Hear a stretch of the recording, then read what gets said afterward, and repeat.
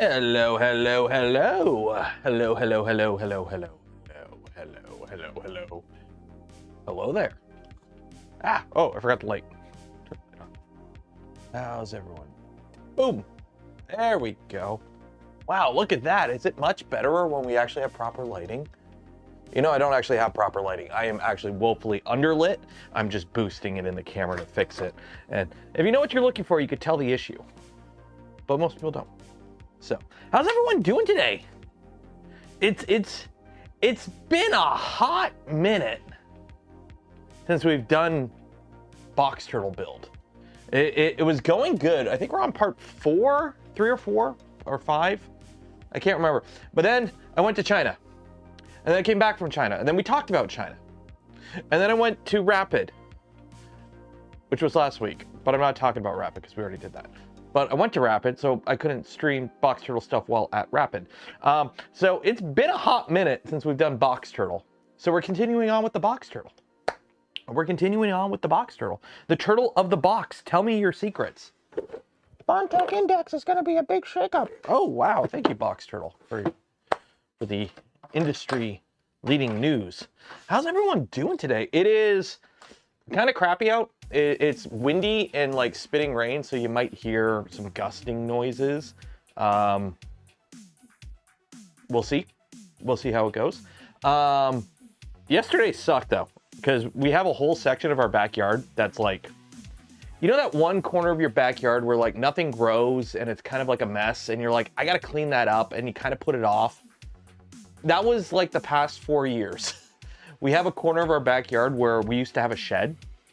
It was built by the previous owner of the house. It wasn't built well, and we ended up ripping it down. Put it this way, you know the bricks that you use for outside your house, like your standard, you know, your standard brick, your standard household brick for the fascia of your house. One row of those, not even linked sideways, not side by side, like one, you know, tip to tip.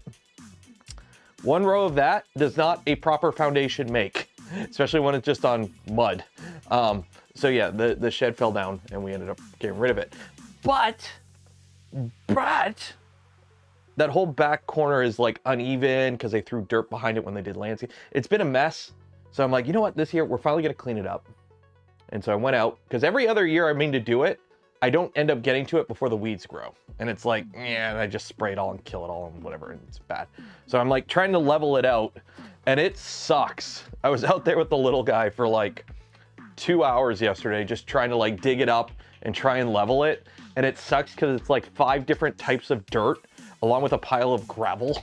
And it's like trying to make it somewhat level so I can just see that crap out of it. So at least it's grass is, yeah. So how's everyone doing today? If you happen to be new, make sure you like the smash button and subscribe. Usually the first like 5-10 minutes of the stream we just yap because we don't want to jump right into the build. If we jump into the build, people that get here 5-10 minutes late, they miss the beginning. So we usually yap for a bit. What other news? What other news? There will be a video on the channel tomorrow or Thursday. I don't know exactly what day I'm going to release it, but it's going to be one of the videos from Rapid where it's a couple things that are like 3 to 4 minutes each. So those will be over the next couple days, either Wednesday or Thursday. The Saturday video on the channel is going to be a Pantheon video with the Pantheon folks from Rapid. So we got plenty of content there. Remember, you get videos a day early if you are a channel member or Patreon supporter. What else? The bike that we built on Saturday will go 42 kilometers an hour, I found out. It's fun. I kind of get it. You know what, motorcycle people? Yes, I know it's an e-bike and it's not a motorcycle, but motorcycle people, I kind of get it now. I kind of get it. I mean, it feels like a death trap, but I kind of get it. I kind of get it. And then also, surprise, there was a reason that we did the test stream over in the other room. And the reason we did a stream in the other room, and by other room, I mean the other side of my garage, is because it was a test. We built the bike as a test Also, because I figure if I do it on stream, when I go to actually make the video on the bike, I can use it to promote the stream. Like, oh, look what we built on the stream. You should subscribe to watch the stream. But anyways, long story short, it was a test to make sure that the I could stream from that side of the garage because this showed up. That is 3 boxes for 1 printer. I don't know when we're going to get to it. We got to finish either the box turtle or the tool changer. But after whatever build series we have started now finishes, we will start building this. It's a Physek Venture XL. I think it's called the Venture XL. I've been calling it the Phoenix. It's basically a V2 scaled up to Phoenix sized. It's not a Phoenix. It's not Index, or it's not IDEX. It uses NEMA 17. It's more of a beefy V2 than an underbuilt Phoenix. But we're going to be building that. We'll see how it goes. They reached out, like, you want a big printer? And I'm like, you know what? Orange Storm offered me the Giga, and I passed on it, which was a good idea, apparently. So Sobel is like, hey, do you want a 500 millimeter SV08? And I'm like, not really. But a 600 millimeter printer that you can build, well, that's some content. That's some content. Was the BQ tour video I missed? No, it hasn't come out yet because I have to finish editing it. And there is a lot of editing to that video because there's like, the office tour is easy. The CNC tour part is easy because it was like 5 minutes each. And the CNC, we didn't go to the CNC part, so it's just B-roll. So that's easy. The problem is I have a hour-long segment of unedited footage of us walking through the PCB fab facility at Big Tree Tech, at BQ. And the problem is there's 3 different people mic'd up for it because the 3 different people were all speaking about different things throughout the tour. One person was translating for our tour guide. The other person was just adding snippets of information. And then you have my voice, which is talking over all of it. So we have 3 different audio sources for an hour-long video, and I have to edit that into something coherent. And I hate editing. So the Big Tree Tech stuff will come out when I get it done. The interviews from Rapid, they're a lot easier for me to edit, so I'm getting those done and out of the way kind of thing. Build a printer around your house. It comes with wheels. It has wheels. If you actually want to see what it is, 1 second here. Physek Venture XL. This is it. So it's I hate these websites. I hate these websites. So there you go. There's a Voron 2 or V0, V2.4, and there's a Venture XL or Ventru XL. Ventru. Venture. Ventru. Venture. Anyways, yeah, it's got wheels. It's got Gigantanosaurus. It's a Gigantosaurus. It's Gigantanosaurus. It's big. It's big. Also, I'm wearing my Frog Life shirt. Okay. Are we ready to get this movable feast underway? Let's get this movable feast underway. Let's get this movable feast underway. So what are we doing? We are building a box turtle. We're carrying on with the box turtle build. We've got most of the assembly done, I believe. I think we're on to just the final put together of everything. I believe. And then, yeah. So we'll pause this here and we'll carry on with the build. So that's enough yapping for today. I think everyone has made it into class or ready to start class. If they can't get... So, Gigi, just a disclosure. I know some people that have built this machine already. They had, like, pre-production kits for, like, beta testing. It's... I've been told the build process has improved, but there might be shenanigans with this build. I fully understand based off of my previous experience building a Physek printer. We had a Physek XL or Physek Trident that we built about 2 years ago.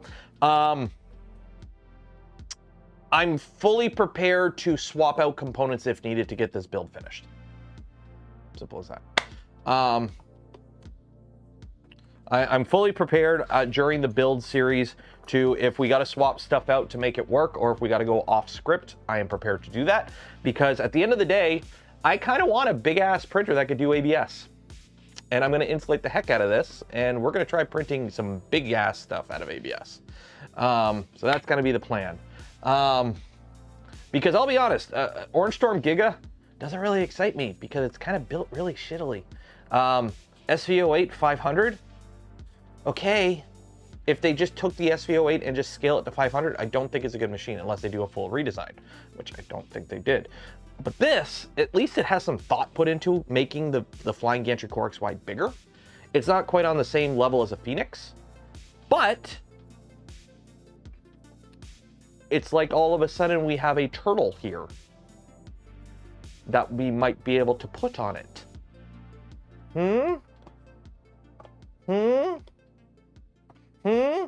Because a machine that big, I need filament rollover. We need filament rollover on a machine that big. I'm sorry. You need filament rollover on a machine that big. Okay. Hey, it's a turtle. Okay, sanity check. Okay, so the respoolers, do we build these? Okay, before you start, you need 4 respoolers in total to assemble. So we have our turtle box of stuff. So this is all the components, hopefully that's left. I had to go find where I put everything. I had to find where I put everything the other day. I'm like, where did I put everything? Except for I've got a bunch of the Polymaker 3 kilogram spools. Also, I got to reach out to my contact at Ebos and get some big filament dryers in, so we can do that. Also, you have no idea how hard it was to get started with stream today. Baldur's Gate patch 8 came out, and I've been dying to do one final playthrough, and that launched this morning. So like, I spent the morning making a new character and redoing the intro of Baldur's Gate 3 for the billionth time. I've gotten, I swear I can get off the Nautiloid without even looking anymore. But yeah, so I'm doing one last big playthrough of Baldur's Gate. So yeah, I keep trying to get out and it keeps sucking me back in. We need 4 respoolers in total to assemble the box turtle. You can build one at a time or all 4. Okay, so we've already built all these. Oh, okay, so we built all this. So let's chicken jockey. Okay, so we've done all this. We've done all this. One final. I know there's one type of playthrough that I actually haven't finished yet, which I kind of want to finish. I actually haven't done a full playthrough with Shadowheart. I've done playthroughs up to Act 3 with her, but I've never actually finished the game. Also, I've never been a good but dickish kind of character. I've beaten the game as a goody two-shoe. I've beaten the game full embrace Dark Urge, like everyone on the planet dies. But I haven't really done I'm gonna be kind of a dick, but I'll come around at the end kind of character. So I'm gonna do that now. So I'm gonna get the whole like Shadowheart, Astarion. I don't know who I'm going to go for the 4th person in the squad, though. But the goal is to be, like, kind of dickish, but it's like, ah, shit, okay, I guess we'll save the world.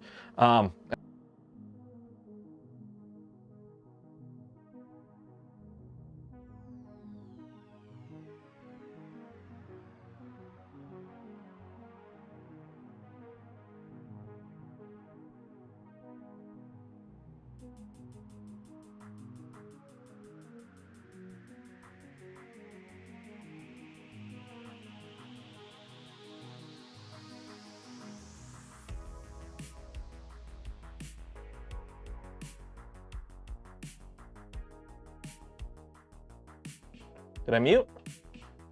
What do you mean I muted? I didn't mute. I'm totally not engagement baiting you guys. I don't know what's going on with you guys. I'm not engagement baiting.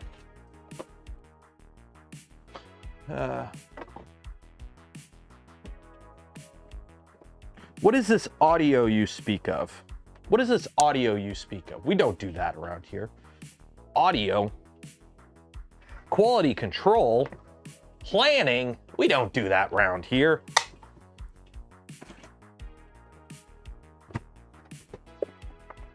We YOLO that shit, yo. Heat set inserts. Where are all my heat set inserts? Film matrix. Diamondback, are you my heat set inserts?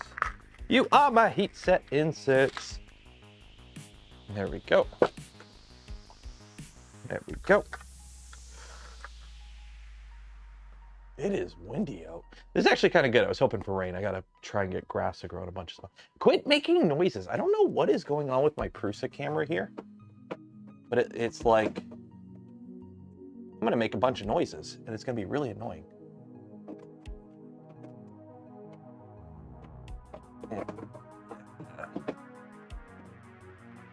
Oh.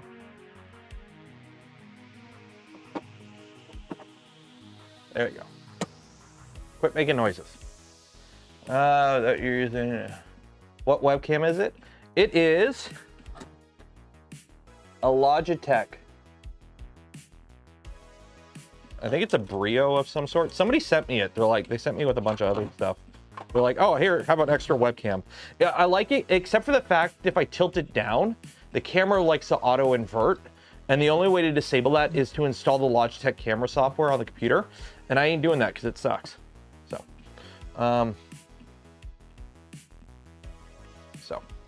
Okay, so we're putting some heat sets in. It is windy out there today.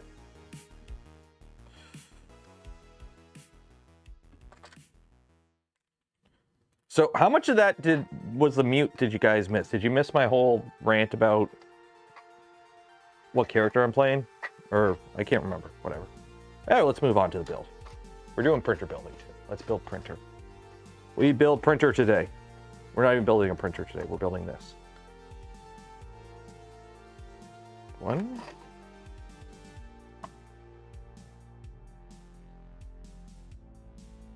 2.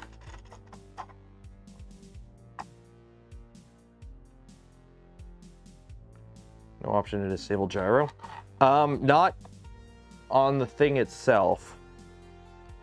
I mean, I could just probably open it up and cut a solder trace somewhere, but no overlay on top cam. I mean, there's no overlay. There's the overlay. It's right there. It's always been there.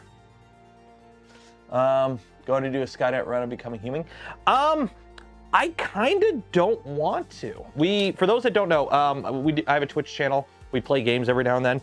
We just finished a playthrough of Detroit Become Human, and that was an experience. That was fun. But the thing is, I kind of don't want to touch it again. Like, part of me wants to do another playthrough, but part of me is like, that was the story that we played. We went into it semi-blind. We let whatever happened happen. We live with the consequences of our actions, and we got a satisfying ending. And I'm like, I think we're okay. I'm okay with that. I'm okay letting that be there. I'm okay with that being the end of the story and that being that. I'm satisfied with the conclusion of our story. And I don't want to, I'm okay with that. So, okay, so we gotta put those clippy thingies in there.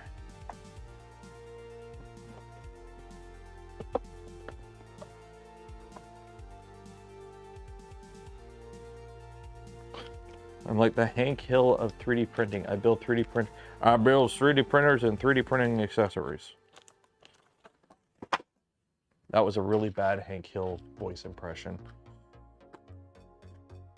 You know what, Bobby?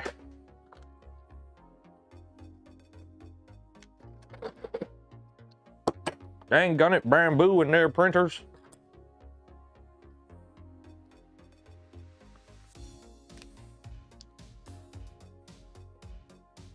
Okay, let's see if I can do this without breaking it.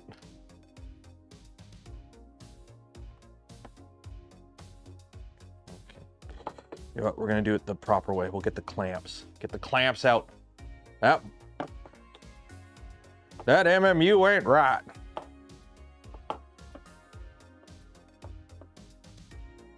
The funny thing is, like, I never watched King of the Hill. I was in like an age when King of the Hill was on TV and it was popular, right? I was in an age demographic where it was like ever so slightly too old for me. The humor, like, okay, so when was King of the Hill out? When was King of the Hill on TV? King of the Hill So it was 97. Yeah, it was 97 to like 2010. What was that? Started in 97. So in 97, I would have been 9. So, no. Yeah, it would have been 9.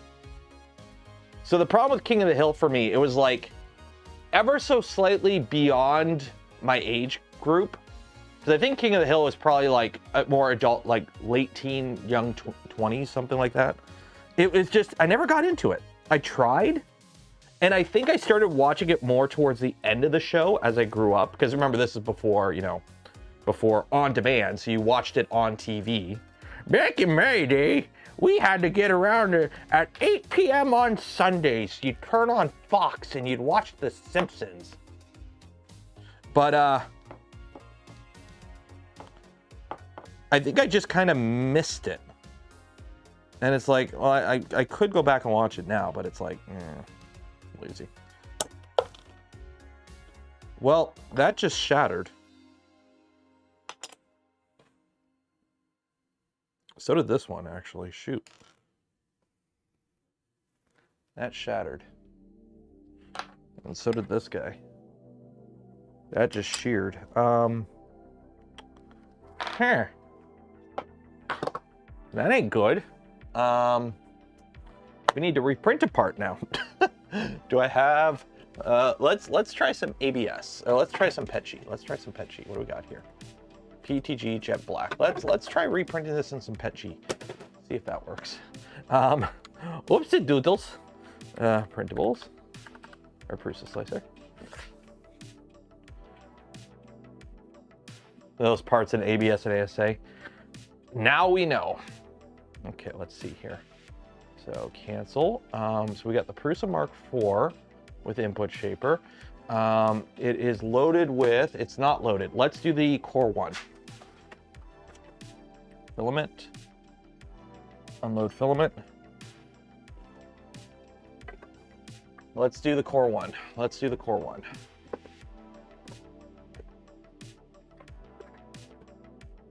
Let's do the Core 1. Print orientation doesn't seem quite well. There's really no other way. You would have to print it vertically, I think. Where is that part? Downloads. Box turtle.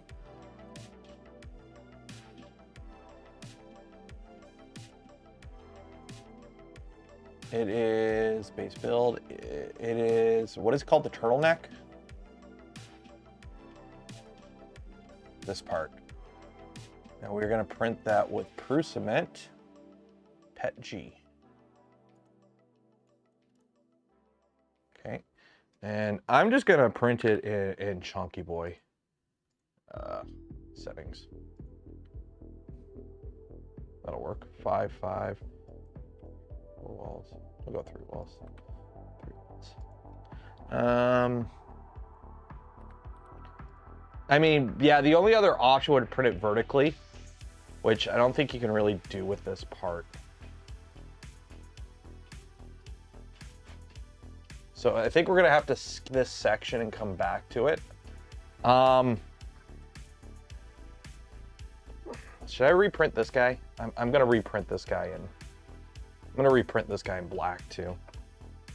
I'm gonna print it in Petchy black. Why not? Slide. Yeah. Yeah, we'll print that in Petchy black as well. Sliced out for the Mark IV. Yeah, I gotta. It is. Oh yeah, we're switching to the Core 1. Transfer.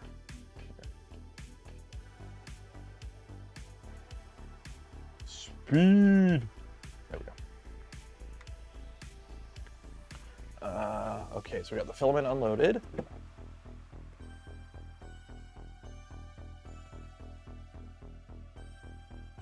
Yeah, because if it's broken, it probably wouldn't fit. And then we got our PETG. Hopefully, isn't too wet. If it is wet, I'll just swap it out to a different spool. Should be pretty dry. It's been in a dry box the whole time. Load that. Inserting. Are you being sucked in? You are being sucked in. Good job there. And we're gonna print on a cryo grip bed. So I gotta drop the temperatures down. Print settings, filaments, cooling.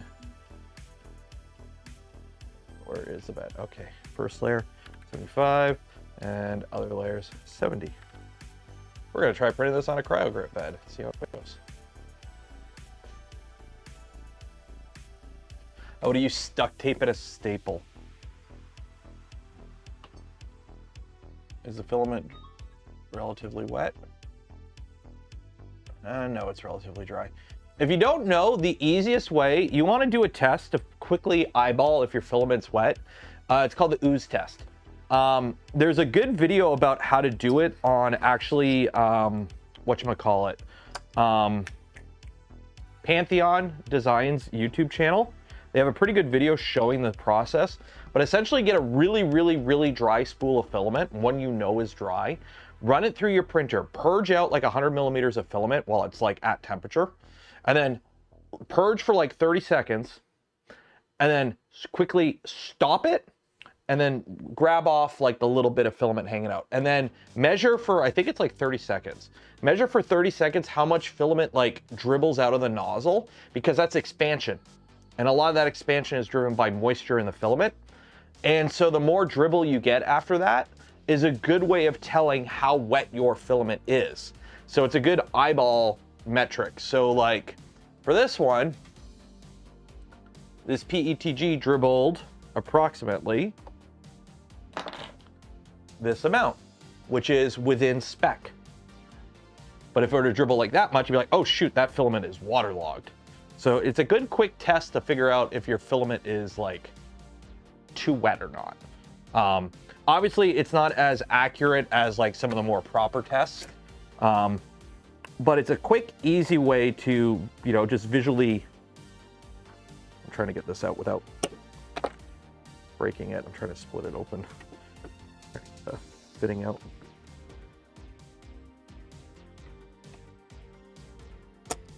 There we go. Gotcha. Okay, so those are out. So that's garbage. Those parts are garbage. We got to reprint. Filament's loaded. Close the door. Slice print. Let's go. Hello from Vegas Turtle Time. Vegas? What's Vegas Turtle Time? Set ready, print now. I still have the VIP Prusa Core 1 profile. By the way, the Prusa Core 1 kit has shipped. So we're going to be building a kit for a Prusa Core 1 too. So that'll get going at some point as well. Quit making the jingle. For some reason, the camera on my Prusa Core 1 keeps making a jingle noise. And I don't know why, but it's just doing it. Okay, so obviously we can't do this part. So let me bookmark this, because obviously we're going to have to fix this. Okay. So I'm printing replacement parts that broke. They're going to take about 46 minutes. They shouldn't take too long. So hopefully we can come back to them. Okay, before we continue, this section will end with the box turtle is ready for initial validation and setup.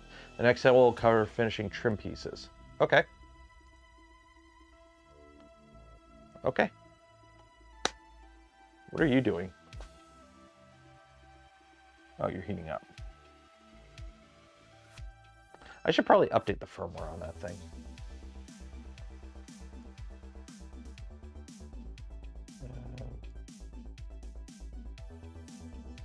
What's going on? Send to connect. Right now. Firm. Uploaded. Okay. Connect. Now it's starting. Okay. It helps if you actually send the print to the printer. Just in a bit. Okay. Install the triggers. Okay. I need this guy.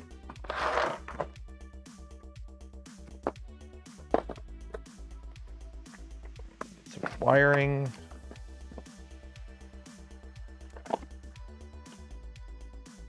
Waiting for the Bondtech index. That looks extremely promising. 4 nozzles on a 02. I mean, you can fit as each nozzle is 35 millimeters wide for the dock. That's all you need. So the bigger the printer you have, the more you can put on. The fact that they managed to fit 4 nozzles on a V0. Now, to be fair, you do lose some room on the V0. The V0 is actually, that V0 they're showing off had pretty small print volume because it loses, the nozzle is shifted forward on an index. So you'd have to shift the bed forward to compensate for it because the nozzle mounts really far forward. So it's not a perfect system on on a V0. Like, believe me, putting it on a V0 is really nice because you can show off the printer at trade shows without having to bring a big printer around, and it shows the motion system. But it's something you kind of have to like make sure you're doing it like you did it for a reason.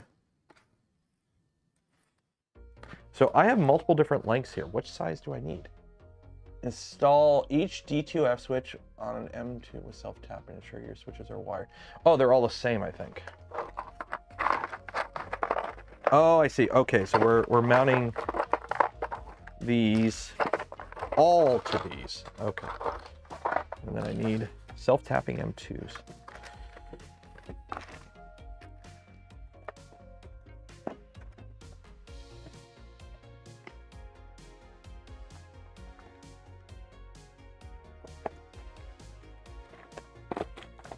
There we go. Self-tap. Should have went to Rapid. Rapid was fun. Wonder if it's possible to put a... So the box turtle, for those that don't know, the box turtle is compatible with pretty much any clipper printer that you can add additional MCUs to and macros, and has a cutter in the tool head. That's all you need to add a box turtle. So you can technically add this to a Creality machine, to a cheating machine. As long as there's a cutter in the tool head, you're able to add additional MCUs to the Clipper install, so you can't be running like some lockdown version of Clipper. Cough, cough, Creality OS, cough. And you have to be able to add macros and adjust macros. So as long as you could do those things, you can add a box turtle to it, essentially, which is a really nice thing to be able to do.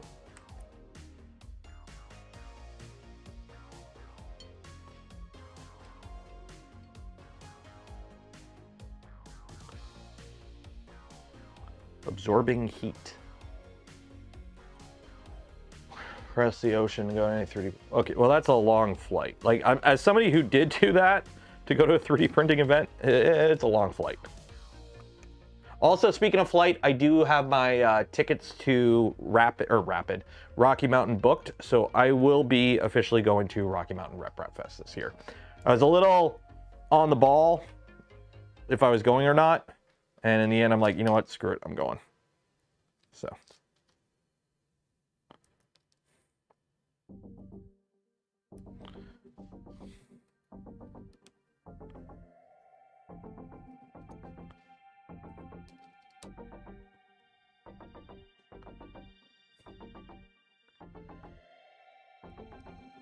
Now we're going to screw these in.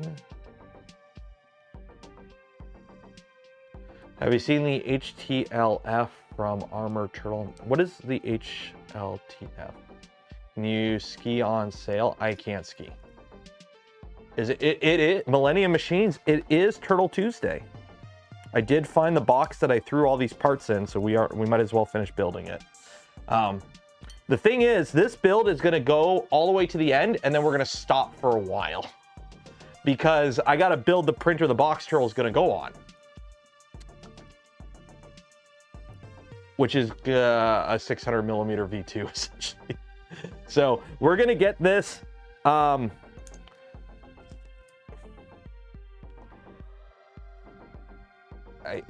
accidentally screwed myself together.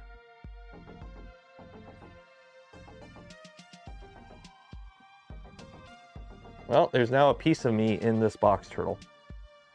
I took a little bit of skin off. Just a little bit.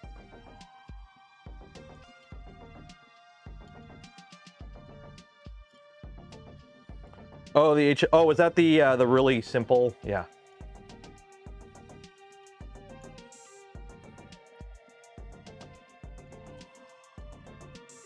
You could learn to ski it into you. Okay, there is a difference between, here are two skis. This is how you move cross country in skis. And we're talking like a quick crash course on how to do that, by the way.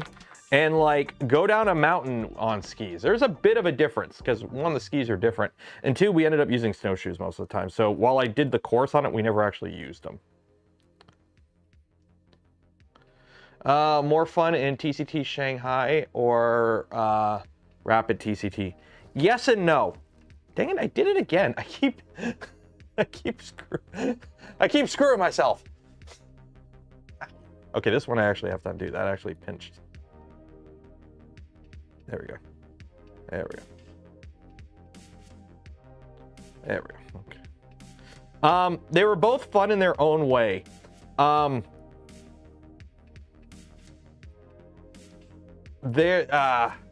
Yeah, they're both fun in their own way. Put it that way.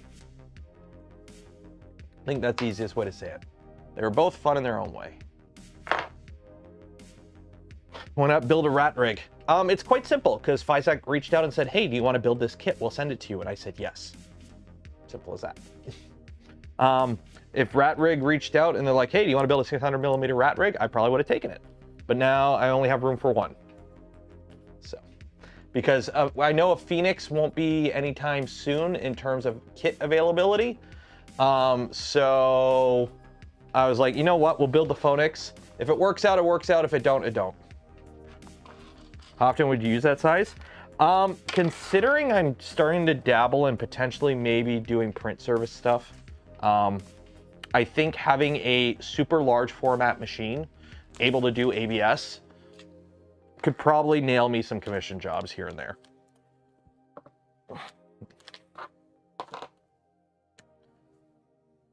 Did you save that scan, by the way? I honestly, like, if I had a more, you know, if I paid more attention to what I was doing when I covered these events, I probably should have gotten you to actually scan me properly and gotten the file for that. But alas, poor Yorick. Planning? What's that? Can't imagine. So the problem with the Phoenix kit is the panel size, actually. The panels are the biggest part of the Phoenix. And they make the whole shipping thing into more than freight, or less than freight, but more than package. Whatever the classification is, it needs to ship on a pallet. Okay, remove the two M516 screws. Remove from the frame. Okay. The AFS light control board will mount to the extrusion. It'll be easier to wire later when it's removed from the box. Okay, so I'm removing this one part of the frame. Okay, so these holes are in the front. So I'm removing this guy. Okay, so let's get these guys out. I just kind of threw everything in here for now, so I didn't lose it. Quit making that jingle noise.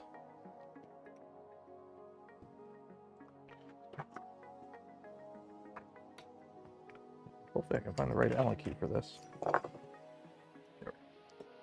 My CR10 Max clipper conversion is almost done. She moves, PID tuning is done. Next step is getting the stock run out sensor working. Nice. It shouldn't be too hard. A 3D scan. Yeah, a proper 3D scan of my body would be nice for if I want to do more cosplay stuff.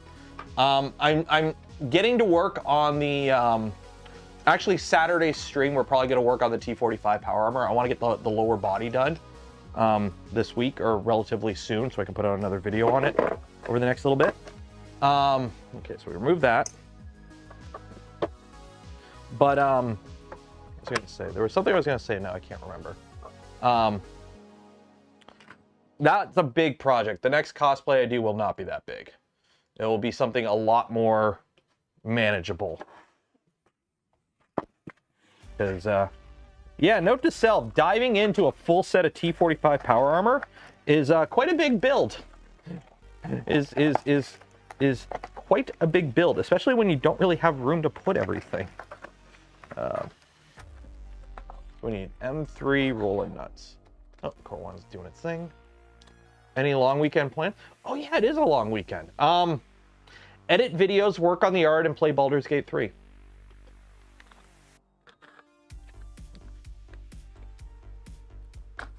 because patch 8 is out, and I rolled up a hex lock, and I'm using it as a chance to play all the new classes and play with some characters. I might, on this playthrough, I might actually bring Will along on a Baldur's Gate 3 playthrough.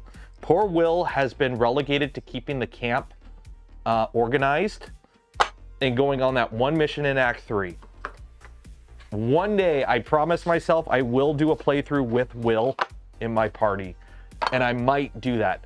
I'm gonna respec him to a paladin though, because I'm already the warlock. We don't need 2 warlocks, so I'm gonna respec him as a paladin. Okay, so now the AFC mount. Ensure that the stepper drivers are properly installed. Okay. The input power selection switch. These may be long enough to interfere with the printed mount. Snip these short pair flush cutters. Careful of the solder joints. Mount the. Okay, so let's mount this board. I'm assuming this is it right here. Hello from Sweden. Buongiorno. Sorry, I don't speak any Swedish. Schermströmen.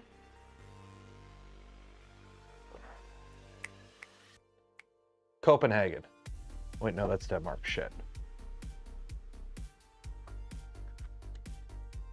PewDiePie. Right? PewDiePie is Swedish, right? Or is he Norwegian? I can't remember. I don't know.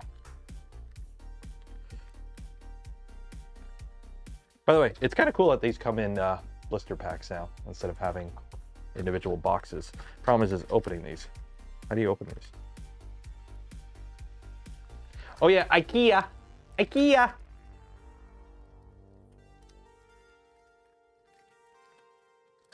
Ooh. There's a peel for you. And they come with these little pieces of paper. Does anyone ever look at these? Every driver comes with this piece of paper, and nobody ever looks at them, I don't think.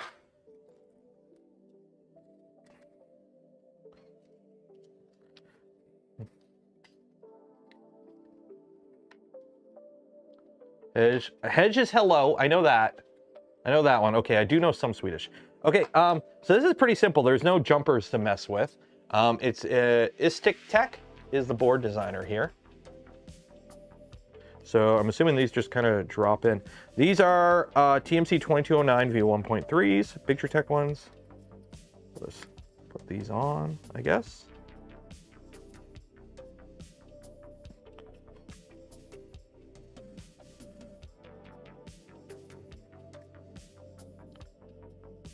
Do I know Sven? Yes. Of course. Of course I know Sven.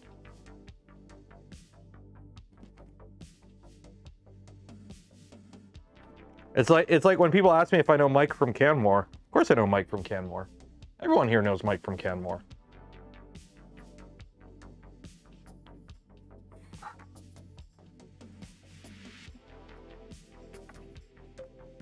Syncs on.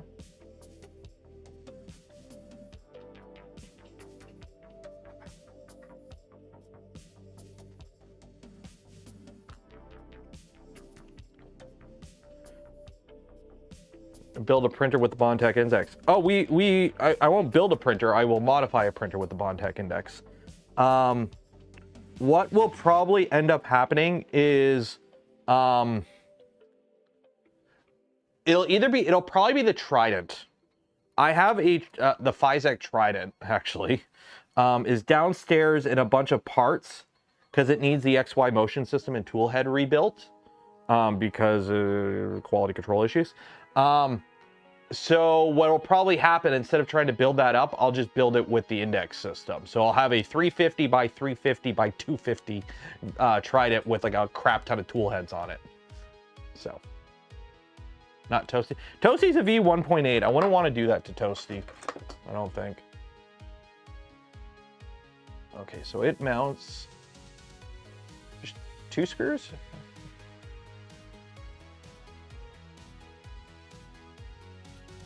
How does this work?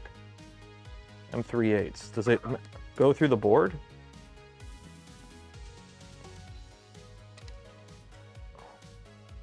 Oh, I gotta trim some stuff here. These three here you gotta trim. Be careful, you may want to snip these short, yeah. Input power selection, you may have to adjust that. Okay. So I gotta snippy snip snip. Snippy snip snip. 1, a 2, a 3.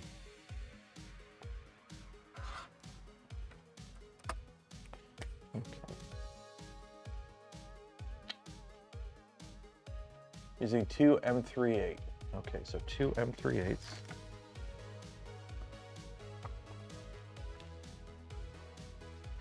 Yeah, Index is, it's technically firmware agnostic as long as you are able. So essentially how it works, the tool head is a tool head. You're gonna need some macros for it to do the grabbing and ungrabbing, but essentially, there is a tool head board and it will be connected via either USB or CAN bus. So obviously Clipper is gonna be the easiest solution. I mean, it's working with Clipper now. So obviously Clipper is going to be like the main solution, but technically it should be able to work with RepRap firmware and maybe Marlin down the line. It's just as it is right now, it's kind of like Clipper makes the most sense because of the ability to be controller board agnostic essentially.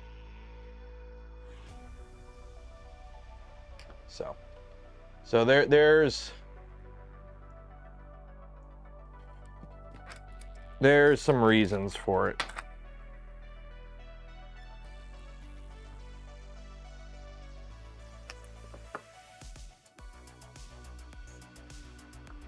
But hopefully it'll be more like, you know, hopefully there'll be more options.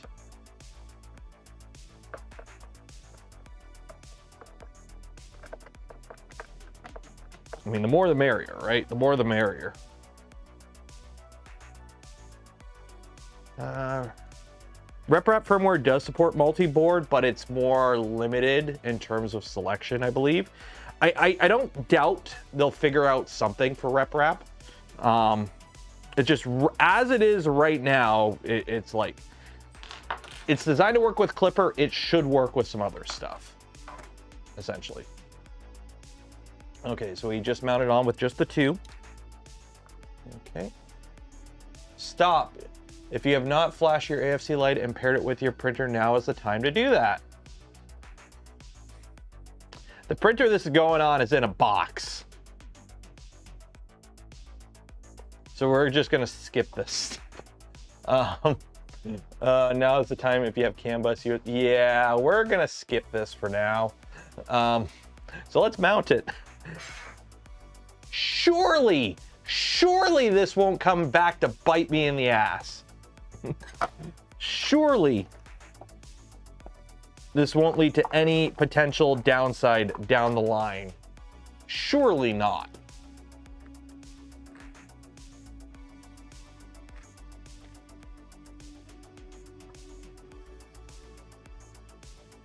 Mount the AFC light to the extrusion with 2 M310s. The approximate location fully secured is approximately 34 millimeters from the edge of the extrusion. Okie dokie.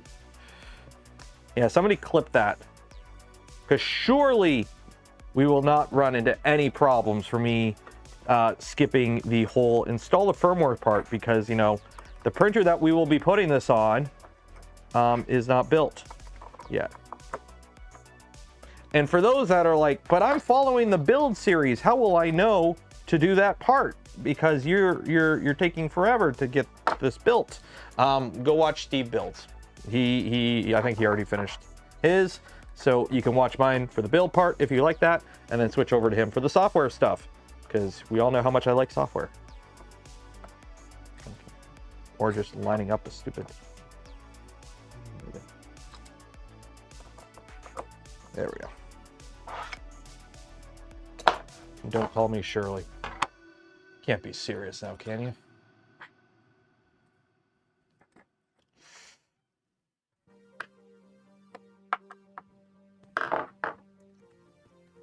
So what is it, 34? Wow, I eyeballed that within a millimeter. We'll take it. Was it 34 millimeters?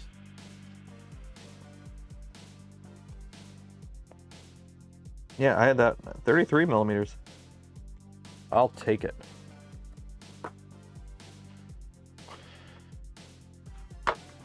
How long till they come out to a boron index kit? Here's the thing, you don't really need a boron index kit.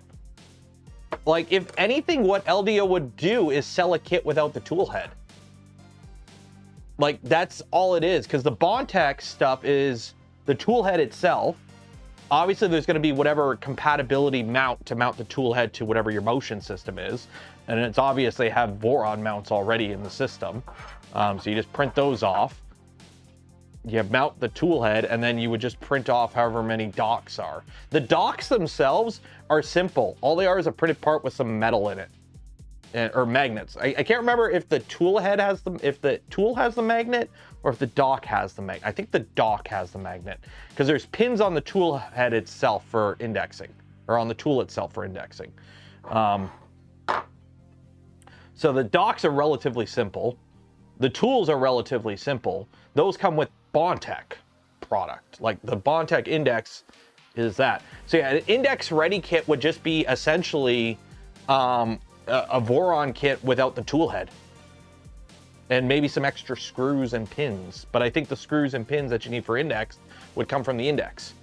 So yeah, a Bondtech ready kit is literally a boron kit without the tool head.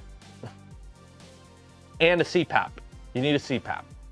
Because right now the Bondtech index, the tool head itself, it is smaller than you think. Go watch my video. It is much, like when I saw it, my initial impression was like, holy crap, this is a lot smaller than I thought it would be.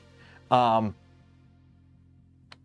there's room on the tool head for one fan. There is a fan in the tool head. I believe it's just for the heatsink cooling fan. But like there's no part cooling fan. There's no room for part cooling fans, or at least what we would consider modern quality part cooling fans. Like I'm sure they could put like a single 4010 in there, but like it's current year. We want better than that. So CPAP or off tool head cooling is what you want. Okay, lane 4 spooler. Identify the spooler with the lane 4 and 20. Slot into the tray as shown. These tabs protruding. Okay. So let's move you over here. Move you over here. Move you over here. You can go over here.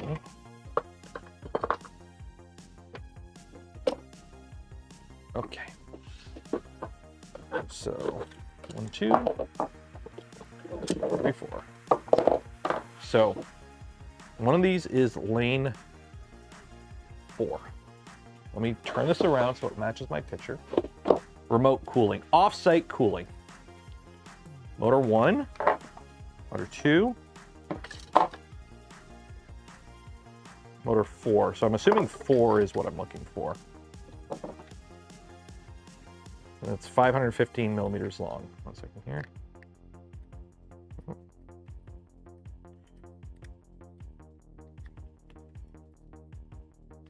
So I'm assuming it goes from longest to shortest. That makes the most sense. Does that look like 515 millimeters? It does. Yeah, that looks. Okay. So how does this go in? Goes like that. Oh, okay.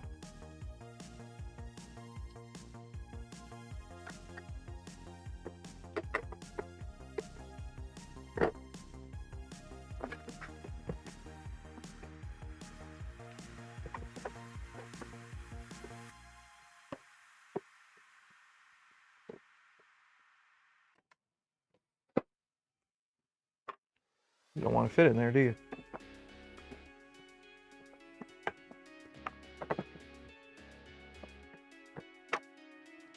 Where did you? Oh.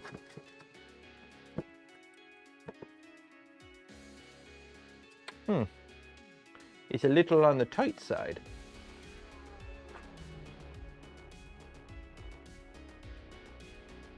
Let's focus on rather. Then twin 50. Here's the thing, Svenham.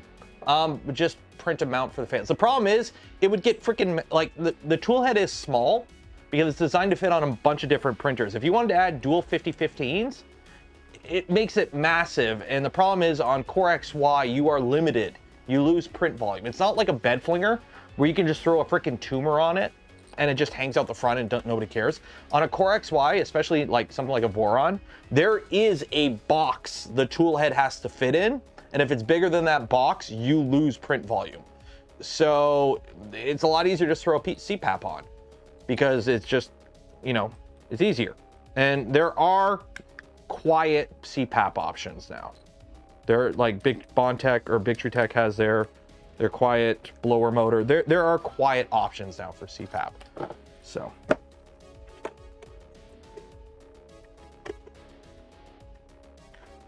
Maybe this up a bit so that fits.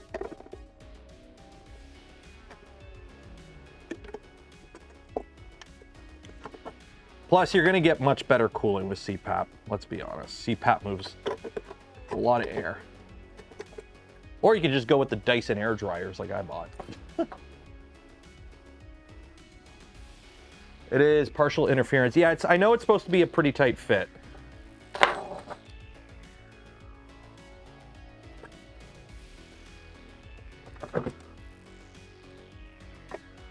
I just don't want it to be too tight.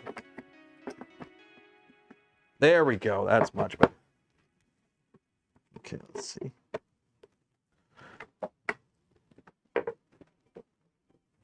That's still too tight.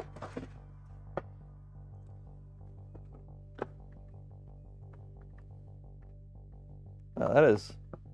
See, the problem is it's three different.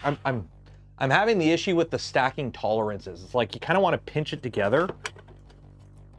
Let me try tighten this. See if tighten that screw.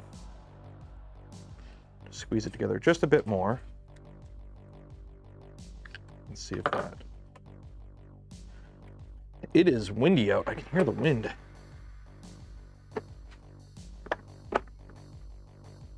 It's like, get in your hole, damn it. There we go.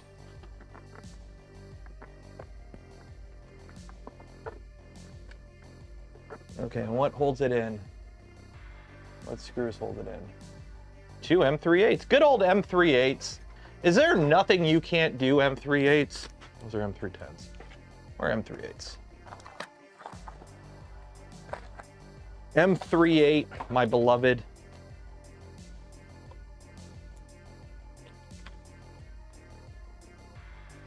Loudness. That's what I mean. There are quiet CPAP options now. Like, I'll be honest, that machine that they had at the show had a CPAP on the back, and it was pretty quiet. So I'm not too concerned with noise levels, I'll be honest.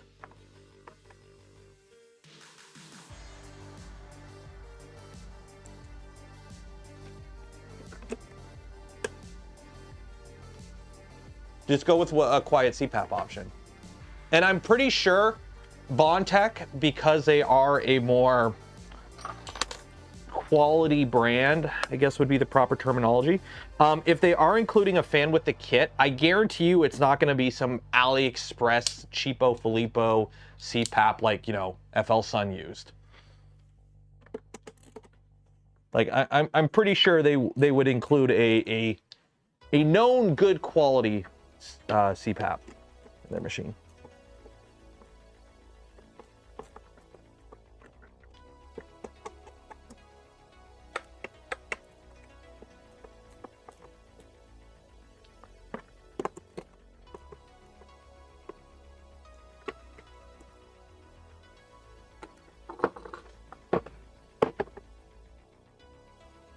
There we go.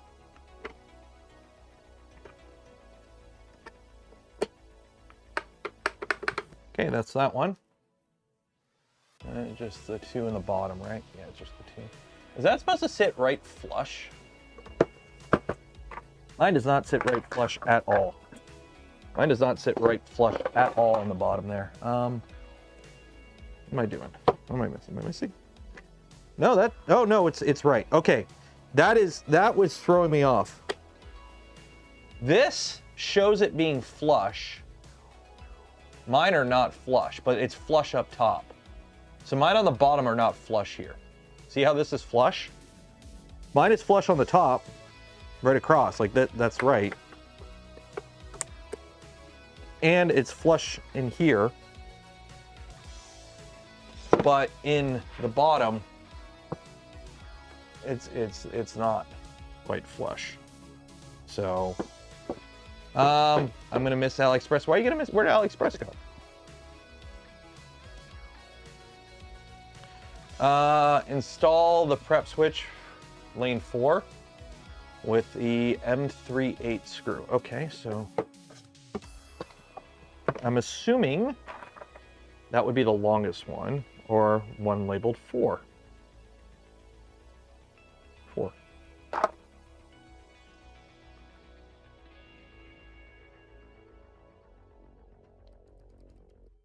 Oh, the de minimis exception.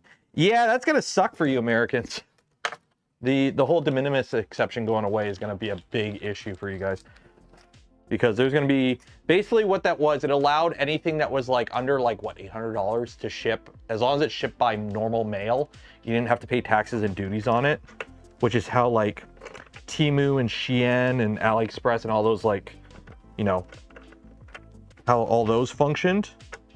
And don't get me wrong, I get the argument for like, well, this will, you know, it allowed companies to get away with like not paying, like there were downsides to the system, but it's gonna suck now that you got to pay full price for a lot of stuff. You're gonna have to pay extra for stuff. Like, anytime costs go up, it doesn't benefit the end user. It just benefits the competition. I forgot you got to put a washer on these. Pull the washers out.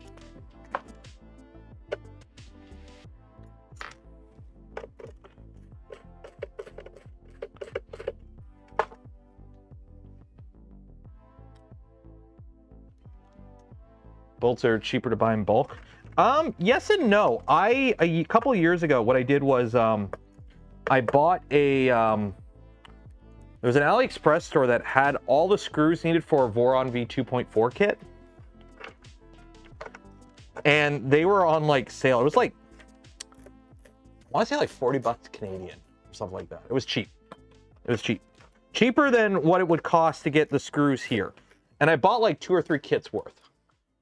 So I bought all the screws that you need to build like a Voron 2.4 or Trident, I can't remember which one, on AliExpress, and I bought an Acrobin and I kitted out an Acrobin with like all my screws that I would need to build Vorons for a while, and it kept me good on screws for a while.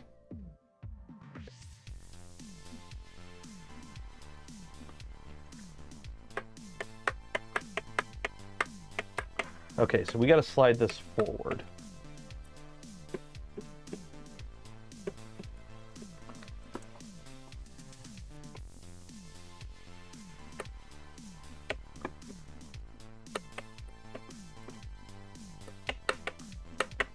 This ain't gonna work. This is all the way forward, and it is not engaging at all. Which means I gotta flip that switch around. I gotta have the prongs going the other way. We gotta reverse the polarity. Where did I put my Allen key for the?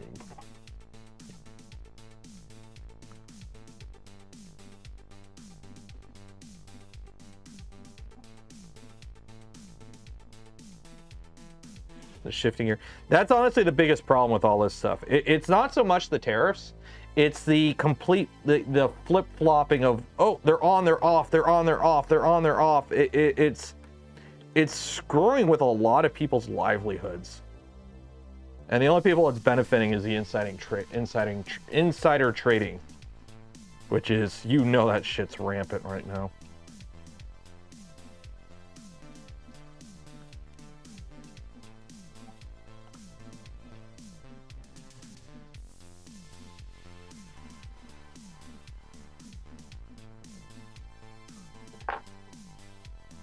Okay, let's see. Let's try this now.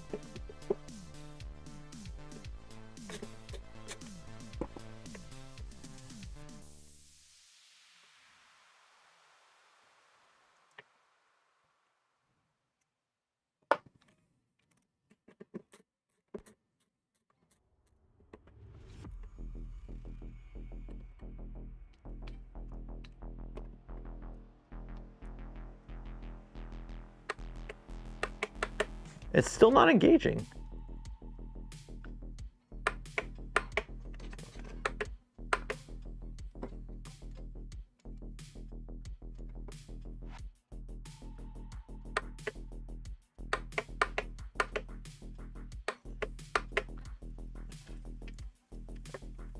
I gotta bend the stupid switch out. Hate doing that.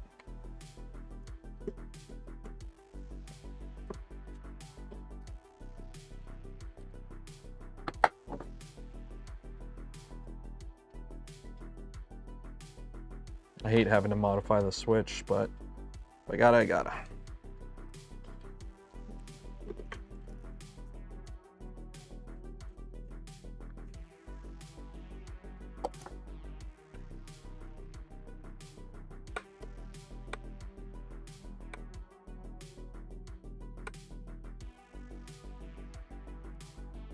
There we go. Okay.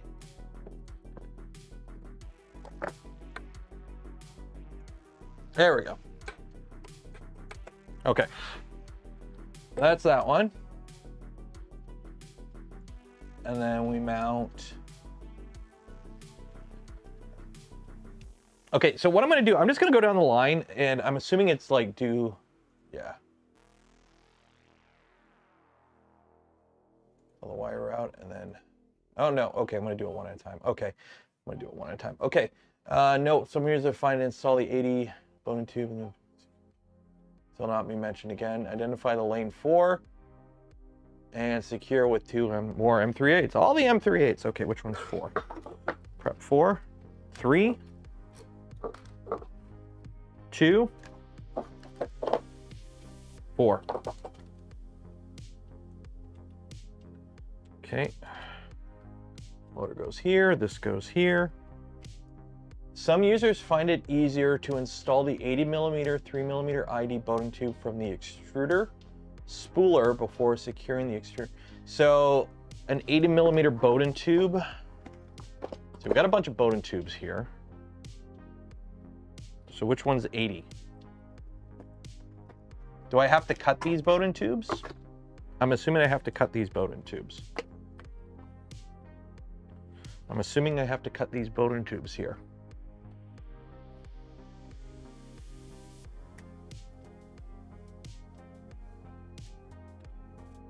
There is a jig to cut it. Ooh. Are we getting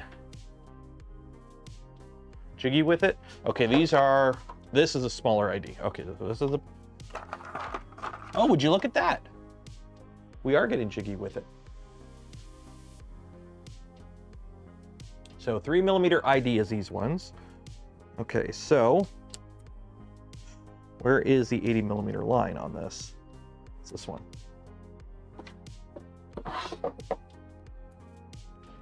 So we push that all the way in. I need my Canuck. Where is my Canuck? Oh no. Canuck.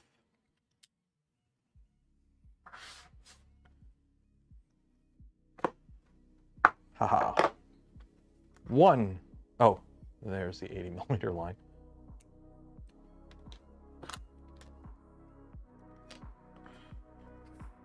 2.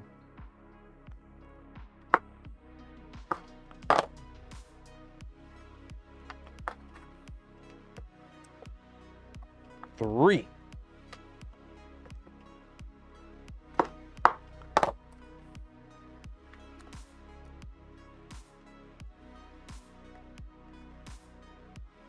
4.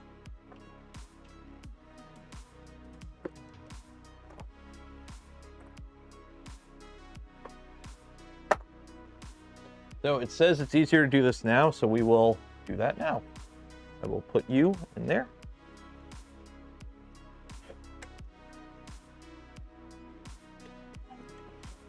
Oh my God, we're getting wires everywhere.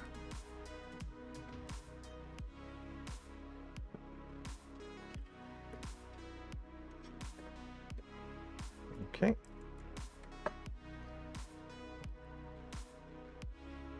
Yeah, the purpose, yeah, that makes sense to prevent the PTFE from kinking. That makes mucho gracias, Vado Filippo. I don't know why I'm saying random Spanish words. It makes a lot of sense.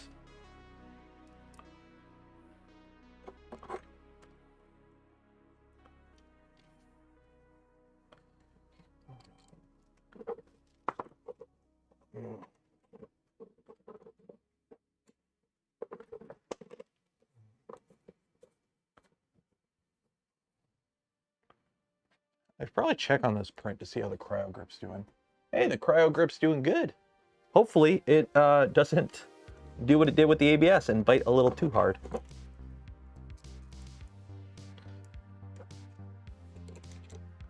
There we go.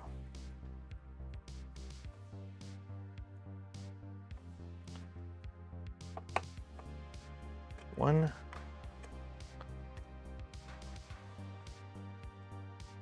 Hablo español con Taylor.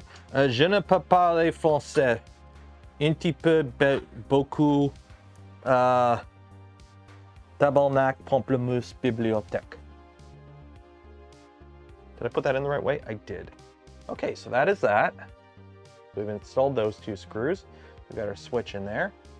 And then the wires just go across like that.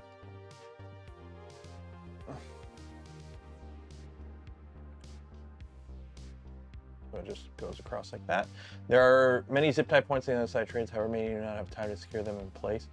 Now is not the time, you may loosely, okay. And then this shows the port for each lane. Okay, so are we installing this guy, I guess? Are we putting this back in? Next page will show where to plug all.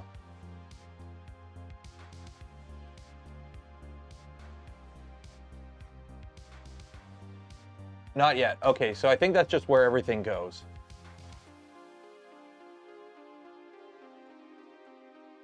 Or should I be like, I think I'm supposed to like, just install it like this. Just have it, is this gonna go like this? So just kind of, you do this right now where everything's just kind of easy to get at, I think. And just plug it all in, okay. So the N20 motor, which is this guy, so you're gonna go underneath this.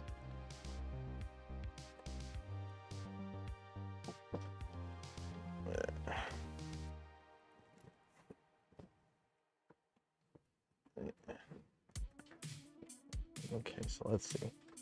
The N20 motor is this guy. And that's gonna go to first one.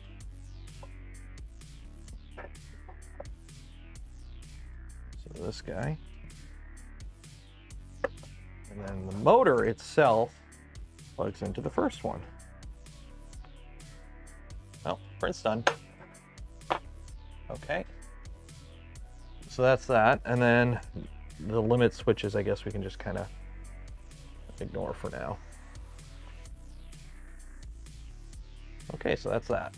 Cool. And now we do it again. Which one is 3? This is 3.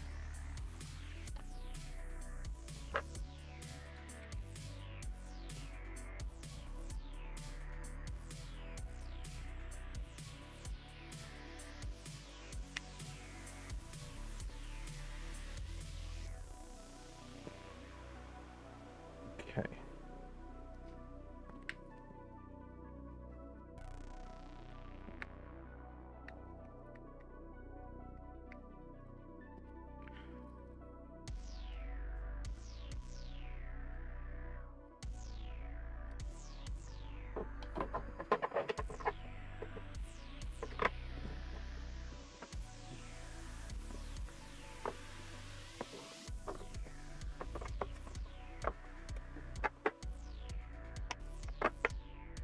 are you doing? Oh, there you go.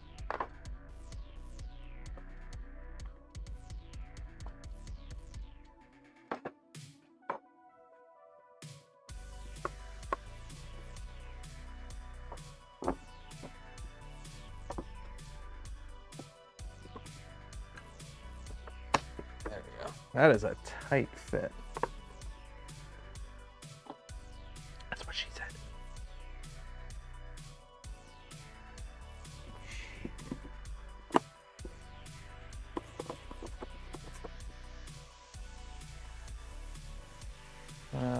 If the firmware page has been hacked already, like you, I don't doubt it.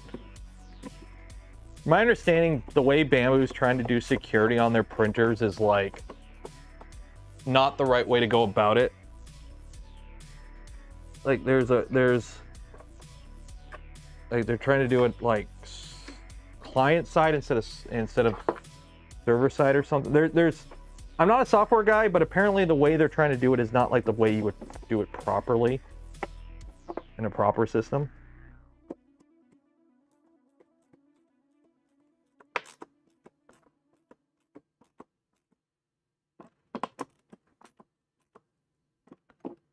But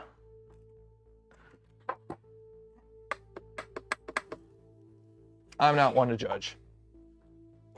I can critique, but I'm not one to judge because I don't know anything about software security at all.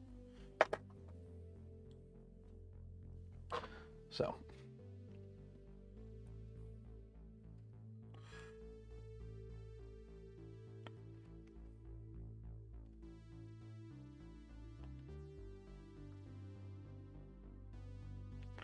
All I know is their prices have gone up a lot, and it's a lot harder to justify their machines all of a sudden.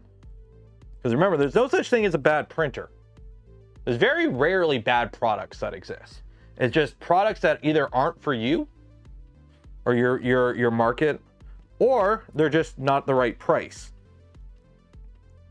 And at least for the Americans in the audience, the price on a lot of stuff is changing right now, so. I mean, up here in Canada, it's all still hunky-dory. Sunshine and rainbows.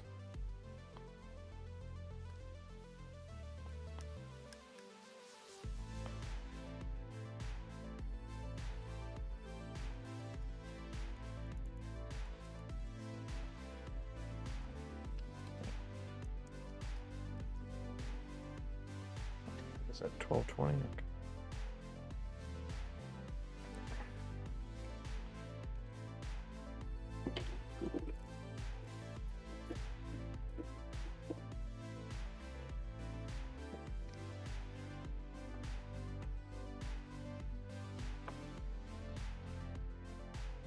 There we go. Quit moving. Trying to keep you squared up.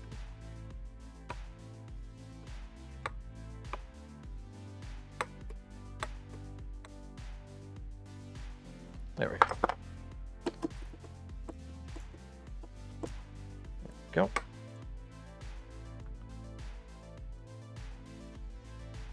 There we go. Okay, that's that one. Now I need motor 3.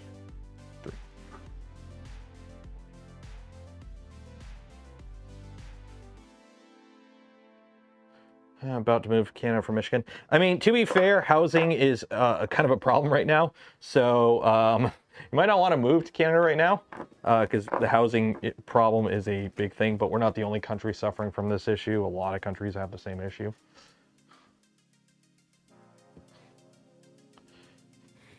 So.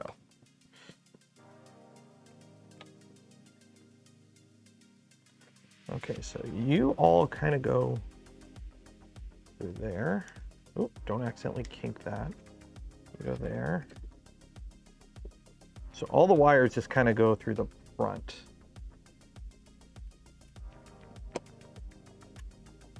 These guys.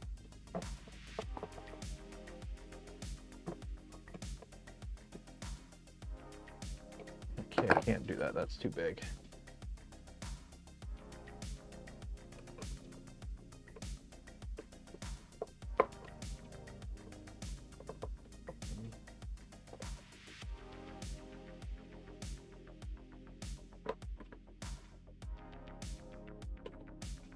There we go. Try not to pinch any wires here.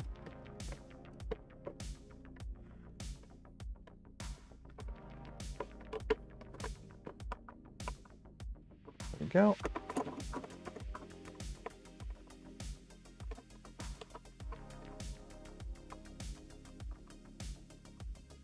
To live in Oregon.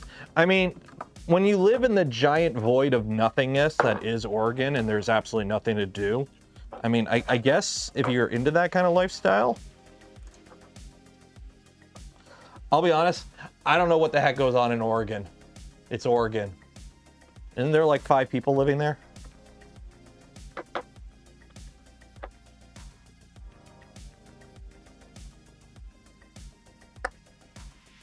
Oh wait, no, that's not Oregon. I'm sorry, I'm getting Oregon mixed up with like Idaho.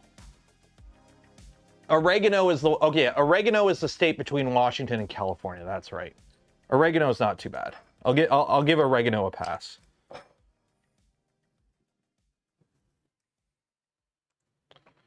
Okay, so we've done that.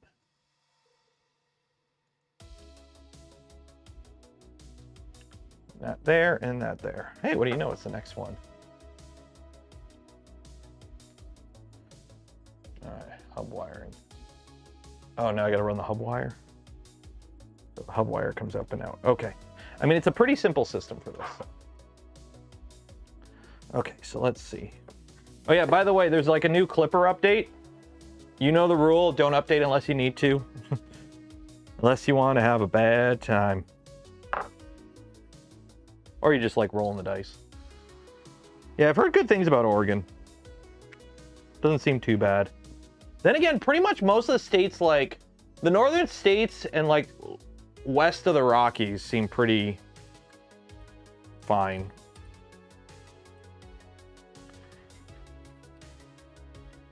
Except for Ohio. I think Ohio breaks the rule of northern states. If it's Ohio. Nobody wants to go. Anyone want to go? You got a theme park. It's like, other than Cedar Point, what is there in Ohio?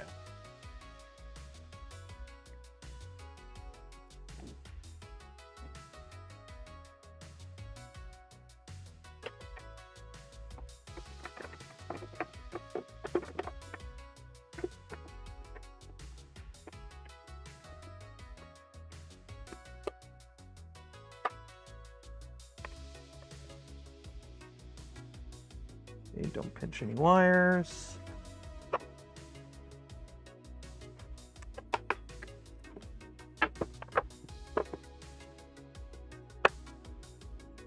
You have a friend who lives in Ohio? That sucks. Friend. Why would you subject them to that? Why would you subject your friend to living in Ohio?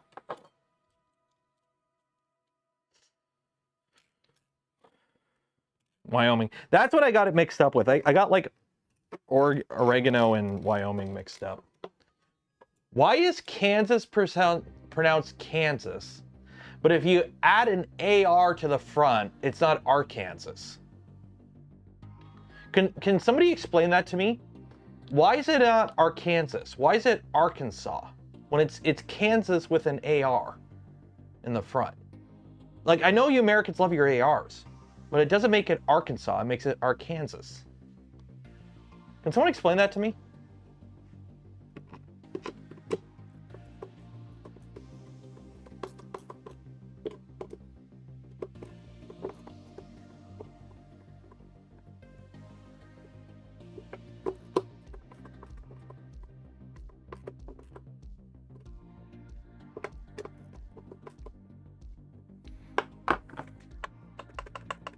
I love these little switches here.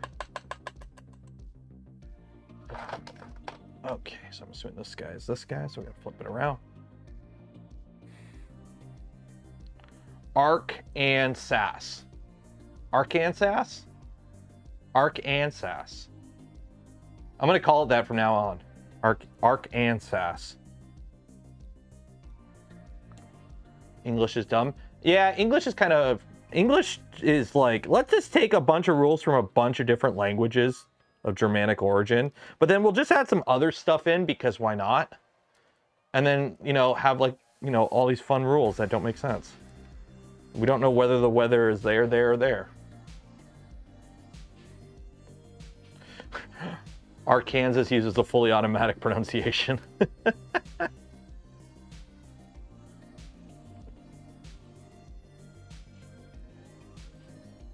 Fully automatic pronunciation. Originates from the Quapaw tribe, with the term being derived from the Algonquin word Arkansas, which means people who live downstream. So then why is Kansas not Kansas? Because if it's Arkansas, then wouldn't the people upriver be Kansas, not Kansas? So it's the other way around. Kansas is named after Arkansas because it's downriver, and then Kansas would be just river, right? Right? I mean, it's like Canada means village in one of the native languages. That's why they screwed it up. It's like a bunch of French explorers were like, what is this place called? And the natives were like, Canada. Because they were taken into the village, like, oh, this is our village. And they're like, oh, this whole country is called Canada. Because, you know, that's just how we rolled at the time. We just kind of...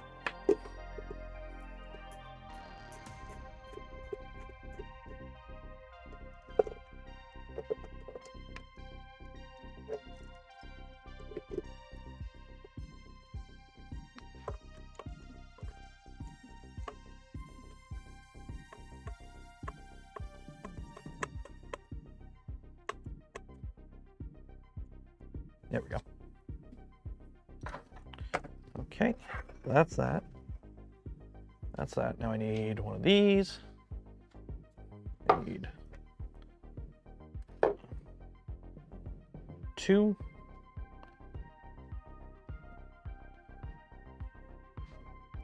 It's like naming your town. I mean, to be fair, we actually do have a town near Toronto named Canada. So it's the village named after the village named after the village. My brother actually lives in Canada, funnily enough.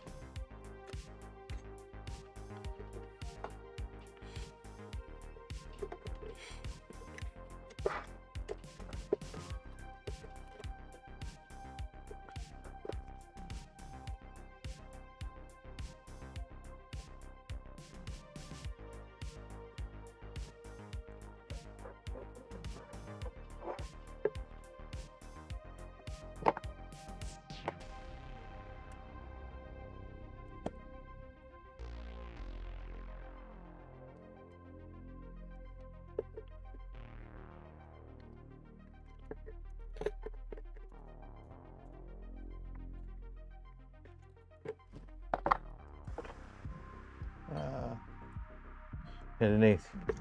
I mean, it's like how many places in the world are named Bell River? It's like, oh, this is a nice river, and we're French. We shall call this area Bell River. Yeah, but there's an area already there called Bell River. Yes, but this is our Bell River. There's quite a few words and city names and street names that are reused a lot in North America.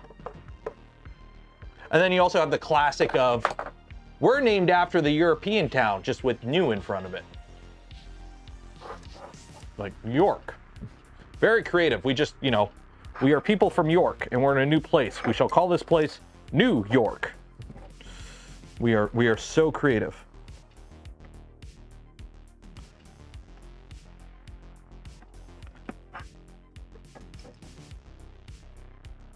There is so many wires in this. You are 2. Or 2. Okay. There we go. One more. Okay. One more.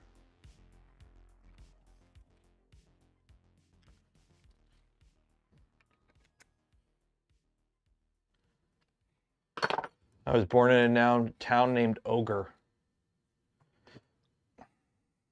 There is a plethora of Shrek jokes I could make right now. And I want to. but it's too easy.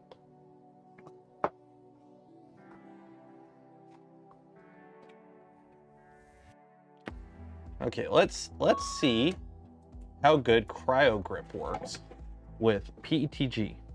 So this is the BQ cryo grip plate. This is PETG, Prusament PETG, printed at 70 on the bed. It might have stuck a little too good. Might have stuck. It smells like cookies. Why does it smell like cookies? Damn it, now I want cookies. Dude, we went to a home show over the weekend, and one of the vendors was selling Nanaimo bars, like homemade Nanaimo bar cake, essentially.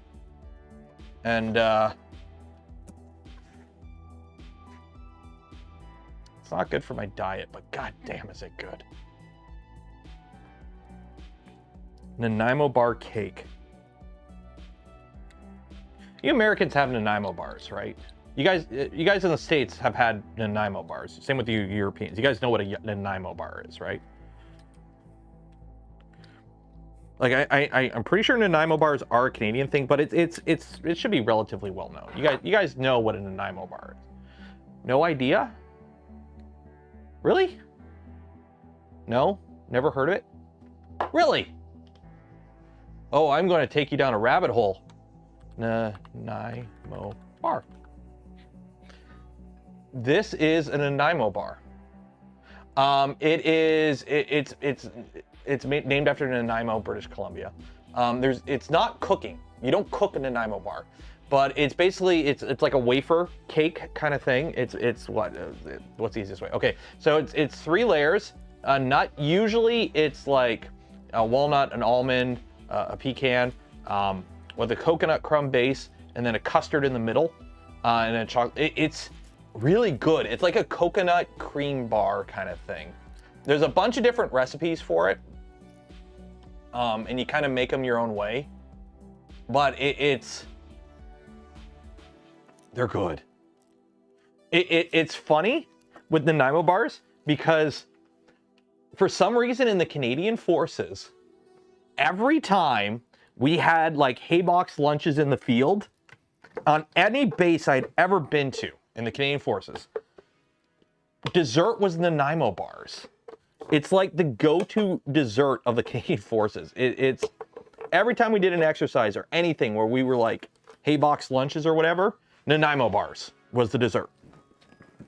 Which, I mean, I like Nanaimo bars, so I'm not going to complain, but it was like...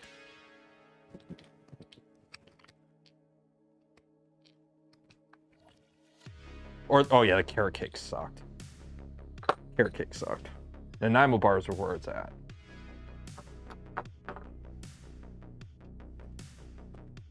There's like a bulge here I'm trying to get rid of so it slips in a little easier. But yeah, if you ever get the chance to try Nanaimo bars, they're delicious. You got to eat them. They're like, you got to have them a little cold. Can't get this guy in. Really? The last one does not want to go in. Oh, get the bastard out.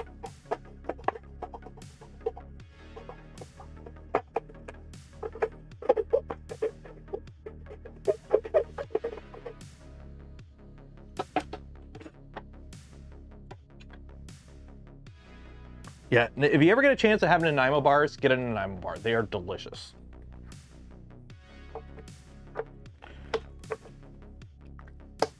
You know what I think it is because I fit all the other ones in, like all the tolerances are stacked up, and this is all nice and squished together. I think that's what's getting me here is we've stacked up all the tolerances.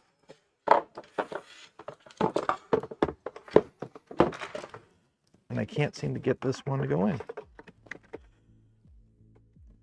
Oh yeah, it's... So as we put each one in, it just kind of smushed it together more and more, I think. So like this is like not quite collapsed, but it's...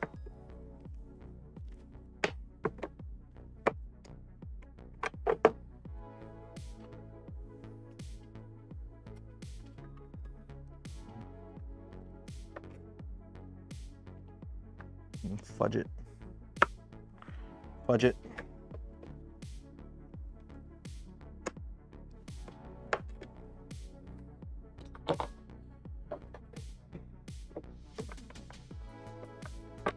There we go.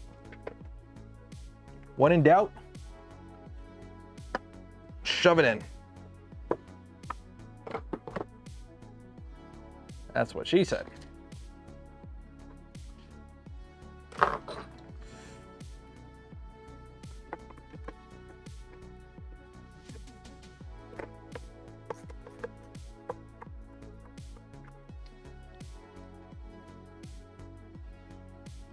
We had baklava. Baklava is, I think, not quite the same as a Nanaimo bar, but it's like kind of the same style, I think. How's the doggo doing? He's doing good. He's old. Old doggo is old. He's a good boy, though. Just an old boy. He takes it easy now. Hangs out on the stairs and waits for us to come home. Although right now, I think my wife was taking a nap. So I think he's probably lying in the bed right now. Or at least lying near the bedroom. Okay, you go in there.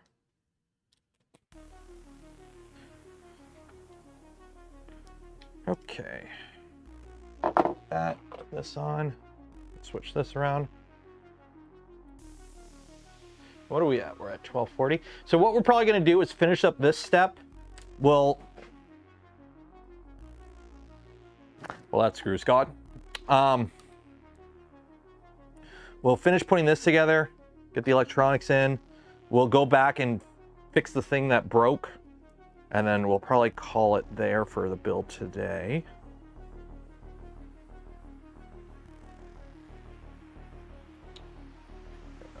Replacement M2 self-tap. Oh, I'm running low on self-tappers. Gotta buy more.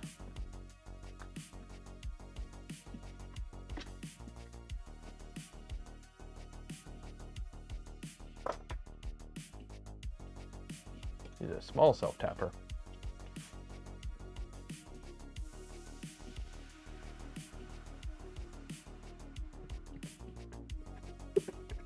Little self-tapper, where are you? Where are you? There we go.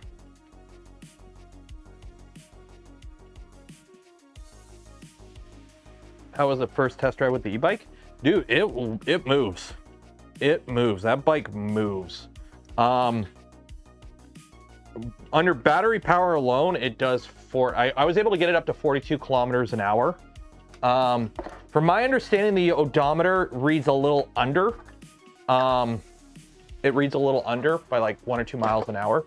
So whatever that is in proper units.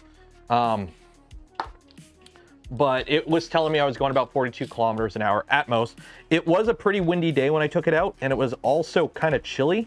So I got pretty cold pretty quick. But I took it out for like a 15-kilometer ride, just like around, like I just did a big loop of my whole neighborhood. I took it off-road a little bit too. Just into like they're, you know, I live in the subdivision and they're always kind of working on it. So I took it out on a quick little jaunt through a unbuilt area of the neighborhood to test it on, like, not quite off-road, but on like dirt trail. And it did pretty good. Put it this way, I'm happy I have it. Now I just have to figure out how to make a video out of it to justify the company giving me a free bike. So I got to start 3D printing accessories for it, essentially.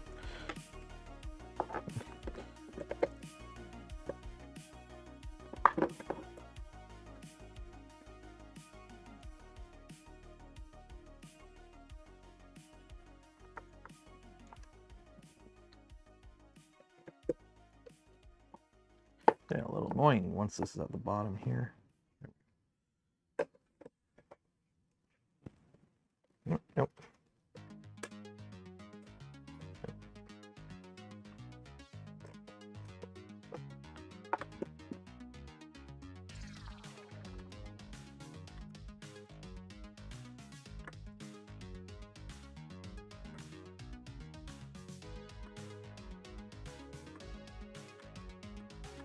There we go.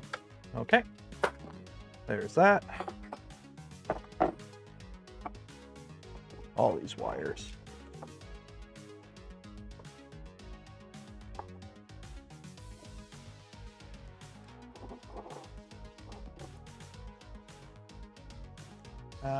We should call the e-bike the Temu Harley. Oh, I've got a couple things that I need to print for it already. Starting with like a bike holder. 40 kilometers. It's technically it's like 45 kilometers at 45 kilometers an hour, but that's with pedal assist. I was just riding it like, put it this way, I took it out and did 15 kilometers on it, pretty much fully battery only, and I still have about a third of a battery left. And that's how the battery came. I didn't charge the battery. So.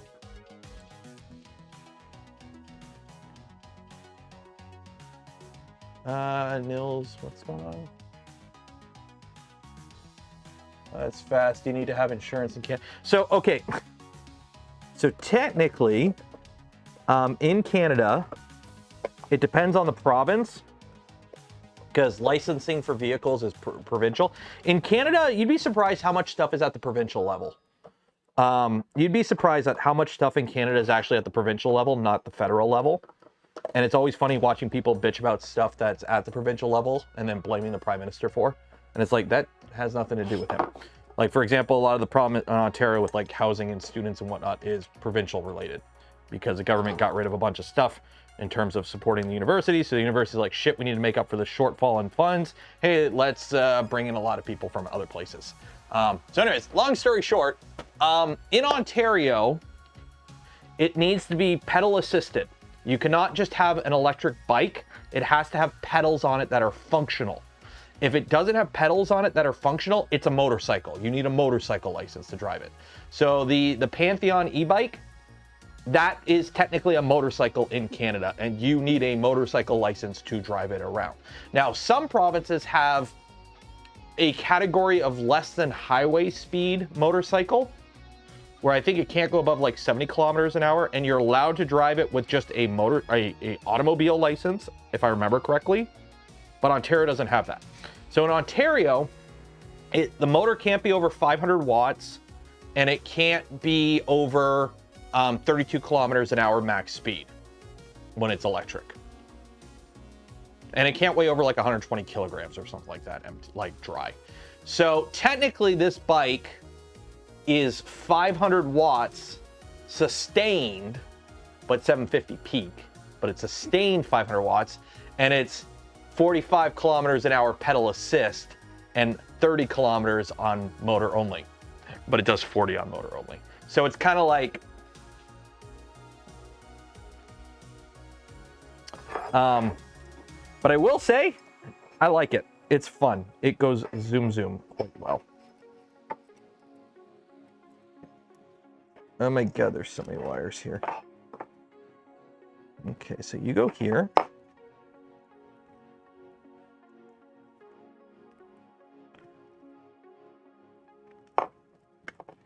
And then you are the last one, and you go over here.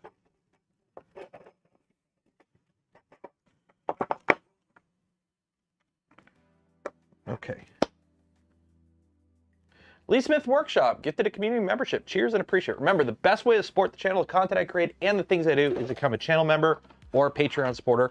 You get videos early, you get to hang out when we do our monthly members only live streams, and oh, the hub goes into there. Where's the hub? Are you the hub? Hub. Where's the hub plug to? Hub goes into. And you get access to the super secret channel in the Discord. This is the hub. So the hub goes here.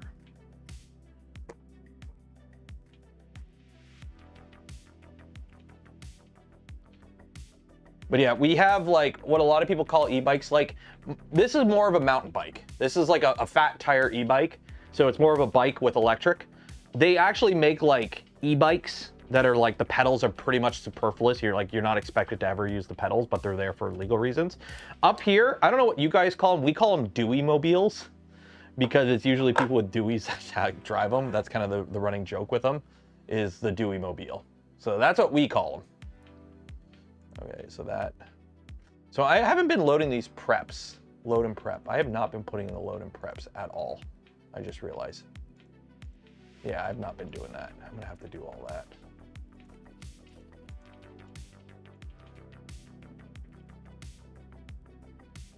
I rode with a helmet. I put a helmet on. Okay, let's figure out where these go.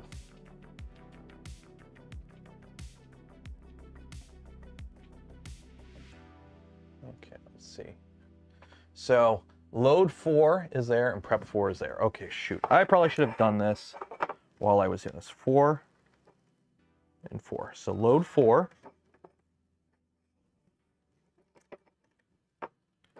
Goes 2 from the bottom. So load 4 is 2 from the bottom. And prep 4 is 1 from the bottom in the middle row. Okay, so that's load 4, prep 4. Okay, so load 4, prep 4.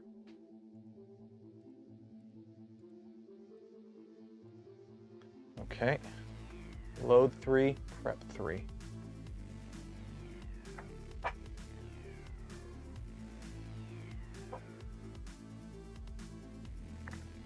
Prep 3 is this guy. And then load 3. You load 3. Load 3 is this guy.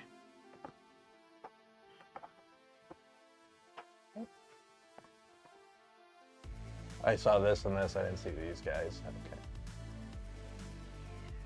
Hub got plugged in.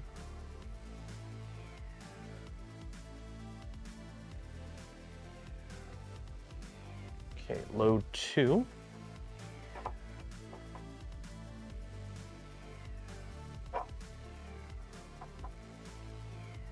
This guy. Prep 2. Prep 2.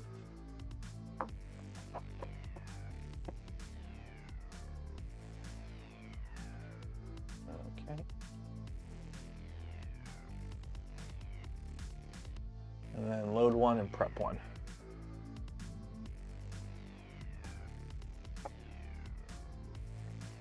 So prep 1 is this guy.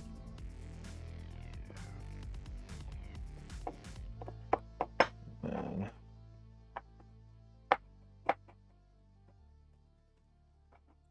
oh, it's right here. Like, where'd it go? And it's like, oh, it's the only one that's not with the rest because it's the very bottom. There we go. Okay, so all that's wired up. Got lane 1 stepper and 20 motor there, okay. Shown in the connection for the TN buffer to match the AFC clipper add-on default. The wires for the buffer. So what is the TN?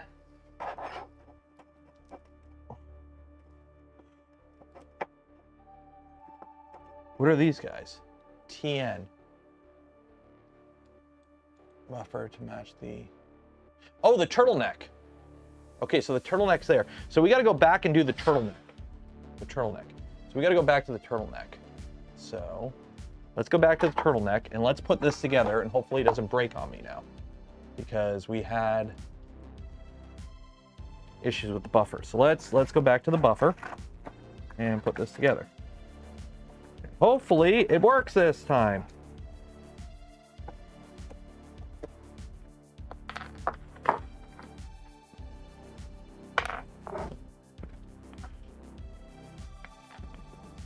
Hopefully, while we don't have the fancy colors, it should work. What about the clamps? The clamps!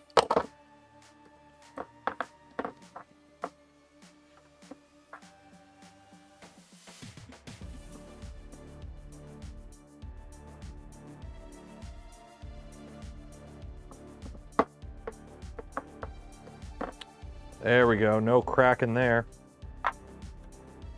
This isn't a Victory Tech product. We ain't got no cracking. Get it? I made a funny joke. Everyone laugh. Everyone laugh now. That was a funny joke. There, okay. Ooh. Ooh. Look at this.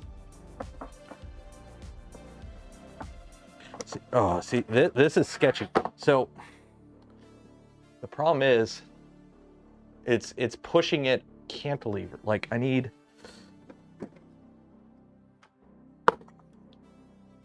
That goes there.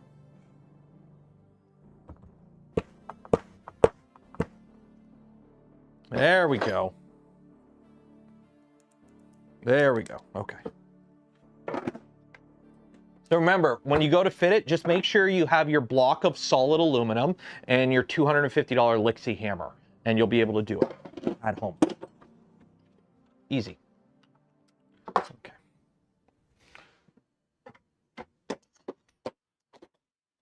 Up to 125. Hey, like the smash button, or if we don't hit 500 million likes, then we won't hit 500 million likes.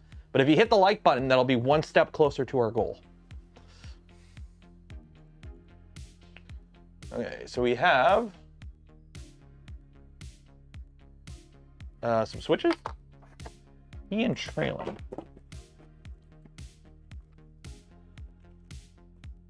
BT for TM buffer and BT hard mounts, okay.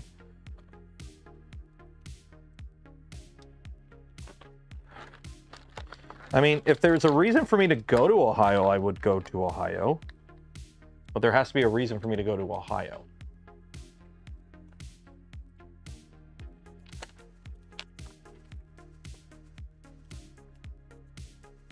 The likes even. So the way the algorithm works is essentially the more active chat and responses are during a live stream, the more likely YouTube is to promote the live stream to somebody's homepage. So essentially, if chat is popping off and y'all are liking the smash button, doing donations and shit like that, the more of basically the more interactions there are on the stream consistently, the more likely YouTube is to promote the stream to people on their homepage. Simple as that. The problem is streams are just not as trailing. So trailing is the blue one. The problem is streams just don't get the numbers that a traditional video gets. It is what it is. So very rarely do you get passerbys in a stream on YouTube. It's not like, well, even Twitch, let's be honest, very few people browse Twitch. But you still get the chance of like a random person, especially if it's a popular stream, where people are like, oh, this game just came out, let me go to that category and see who's streaming it and click on one of the popular streams. That happens. On YouTube, that shit don't happen. And like, you pretty much stream to your audience on YouTube, and very rarely do you get a passerby. Like, is anyone in this chat right now watching this stream for the first time and has never seen me before? If you are, make sure you like the smash button. I hope you're having a great time. But let's be honest, most people here, you don't really see passerbyers on Twitch. It just doesn't happen, or on YouTube.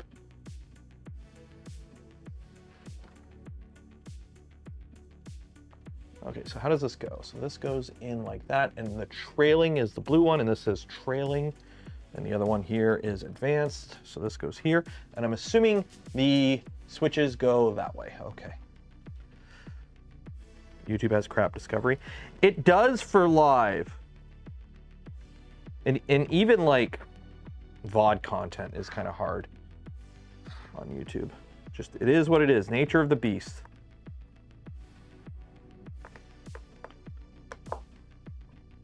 Me? On project? Are you new on project? Really? Are the people saying they're new, like legit?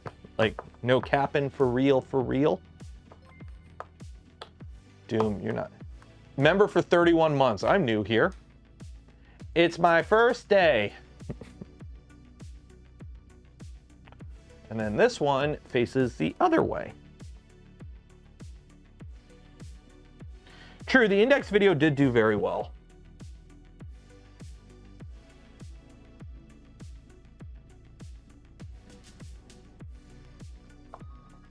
You just subscribed? Well, welcome to the channel. We do 3 days a week. We do a live stream. Tuesdays, Fridays, and Saturday nights. The Tuesdays and the Fridays are sometimes early in the morning, or late morning EST, or early afternoon EST, depending on scheduling. Mostly building printers, sometimes doing other stuff, sometimes just faffing about. But we do 3 3-hour streams a week, usually. Sometimes more, sometimes less. Okay. So where is this other piece? So this goes in here. So this is supposed to be an accent piece, but unfortunately it broke. So I just printed it in PETG and moved on with my life. So it's in black. So that goes that way. And then we put that on top. Okay, and then held together with M3/8, my beloved. M3/8. Is there anything you can't do with M3/8 screws? Shouldn't there be like a spring in this? Why do I feel there should be a spring in this? I mean, you technically don't need a spring because it's, as long as this moves, yeah.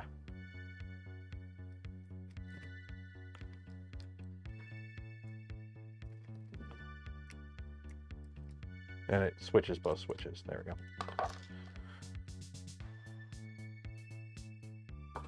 Am I getting an index? Probably at some point, hopefully. I'm hoping Bondtech sends me one, along with a lot of tools. I don't know what machine it would go on. Okay, so the joke was I would put it in the Phoenix that we're gonna build, okay? The problem with the Phoenix is a machine that big, I kind of want to put a big fat nozzle in it with a big fat high flow hot end and do more of a filament changer or filament rollover capability than a proper tool changer. It just kind of makes sense for a machine that big. So what we'll probably put the an index on is probably, I have a Trident that needs a rebuild. It's a 350 by 350 by 250 Trident. So that will probably get the index because that has a lot of room for tools, essentially. Oh, I know how this functions. I know how this functions. I could have sworn there's a spring because most of the ones I see of these have springs in them. If you don't know how this works, it's actually a pretty simple system. You have a Bowden tube, okay? So I think it goes this way. But essentially how it works is, I can't remember which way it goes. But essentially, as the filament goes in, it feeds filament, and then all of a sudden it hits the tool head. So let me grab some filament. Because if you don't know what these filament buffers do, which I didn't at first, I had to like sit there and watch the Bamboo work when they first sent it to me to figure out how it even worked. And I was like, oh, that explains it. Because you have filament coming from like an AMS or something, and the motor pushes it along, but at a certain point the motor turns off. So it's like fed enough filament into the buffer. How does it know? So how it essentially works is, I think this will work if I just do it this way. Just put my finger over the end. Up if I actually put the filament in the hole.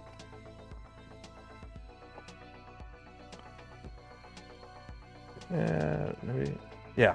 So how it essentially works is there's 2 limit switches in here, okay? So when the filament goes all the way through and it's caught by the tool head, it pulls it. But when you push on it, so it hits a limit switch and then it'll feed filament into the tool head. As it feeds filament into the tool head, it hits the end and it can't go anywhere, but it's still pushing filament in. And so it pushes it back, which trips the other limit switch, which tells the motor to push filament into the system, which pushes it forward until it hits the other limit switch. So essentially, it's an analog buffer.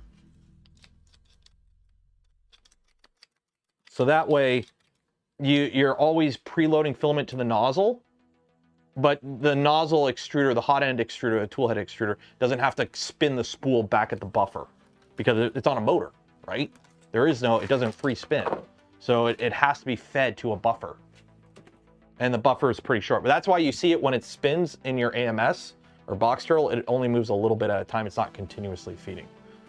So it saves you from having to, it does two things. It prevents the tool head motor from having to overcome all the length of the Bowden tube, all the friction there.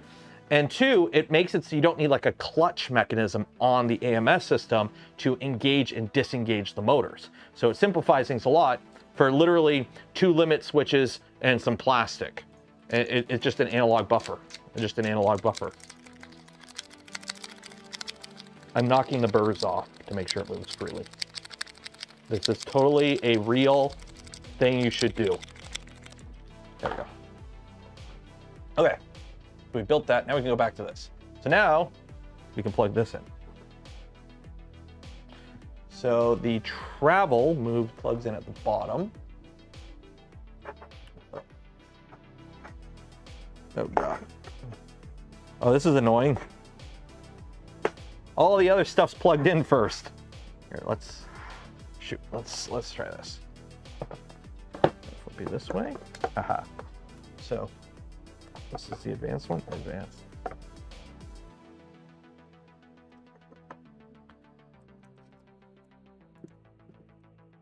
Getting your holes. There you go. And the travel one.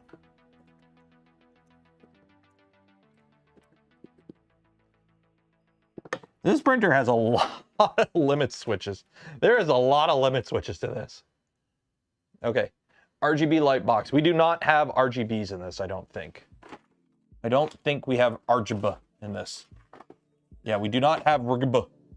There's no RGB in this. Okay, now we can put the board back in. Yay, put the board back in. Okay, so I'm gonna flip you up to make this a little easier. Put my printed pieces back in. But make it look good.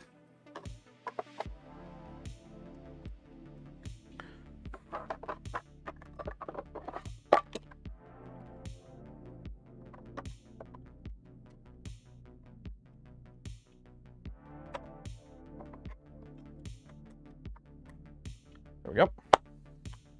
Grab these guys. And then this needs to go this way. Really? Okay. Oh my God. I don't even know which way these go. Oh shoot. Okay, let's pull you out. Oh, this is gonna be, I hope you like spaghetti.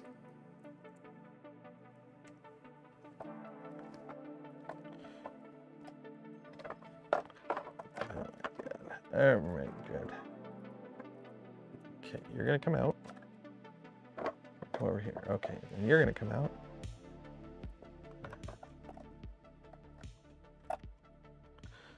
Okay, come on, come on. There we go. Okay, you're gonna go there. You're gonna go there. All of you just kind of, I mean,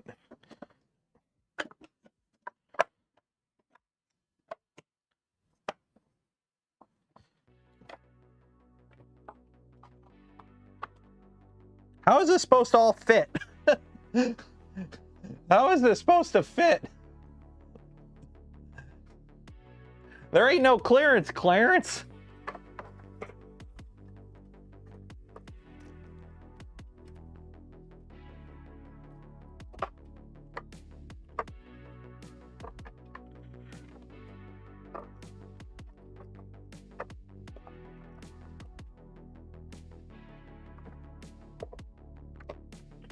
Okay, so all motor wires go down this way. Okay.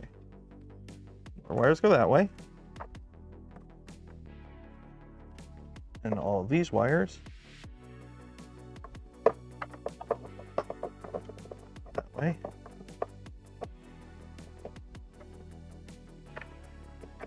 There we go. Now we have clearance.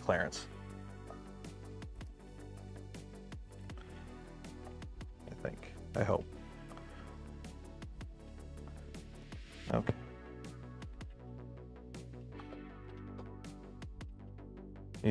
I need the wireless wires. Who's got the wireless wires here?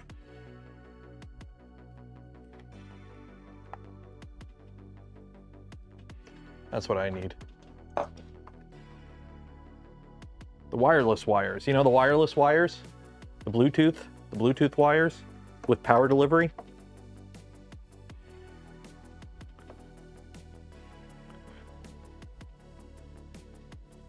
Yeah, just need Bluetooth wires with power delivery. Easy peasy.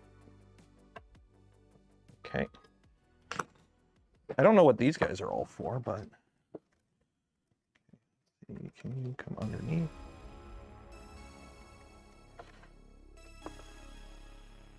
There's that one. That one.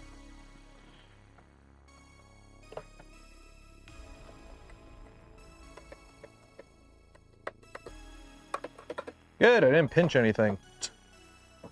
It still kind of works. Okay, there's that. Now, there are two different internal diameters for the bone and tube using the box turtle. 3mm ID must be used pre-extruder, so that's this. 2mm must be used post-extruder. If not done during extruder, 3mm ID. The 2mm is highly advised that the ends be beveled around the ID. Install 2mm bone as shown. Okay. So we need to install some tubes of bow. The tubes of bow. The tubes of bow.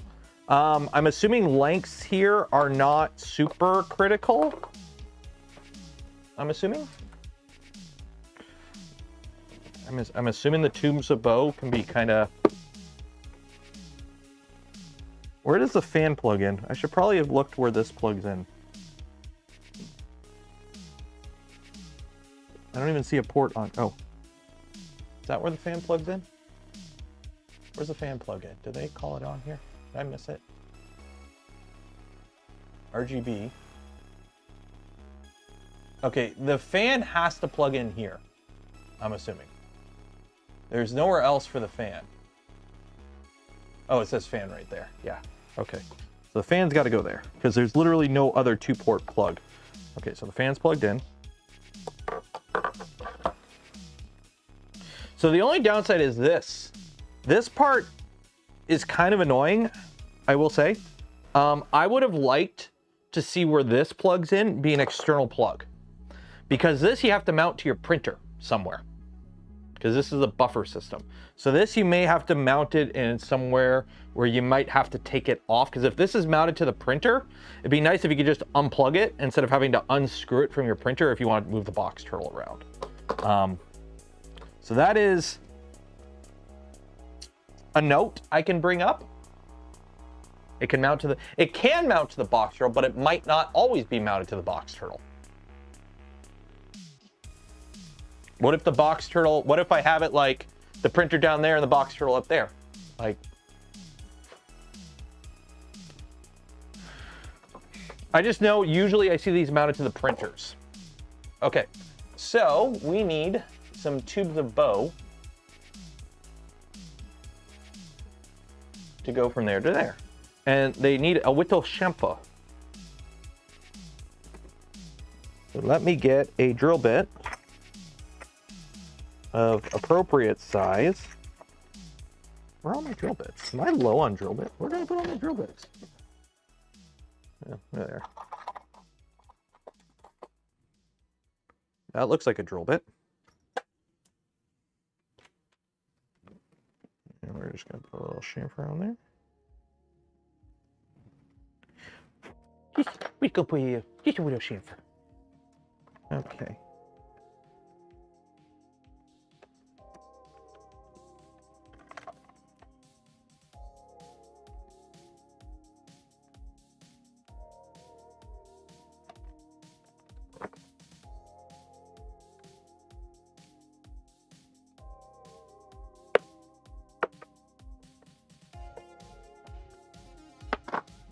too long.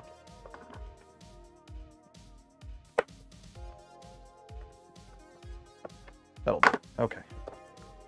That's that. That's that. Grab this guy. Make these two the same length.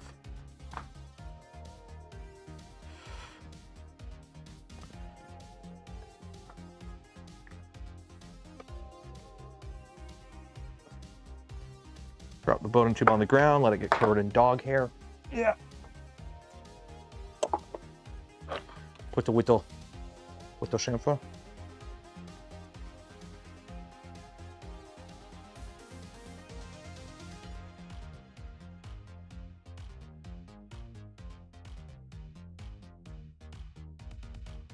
And then you really don't want any little bit of PTFE in this at all. The last thing you want is some PTFE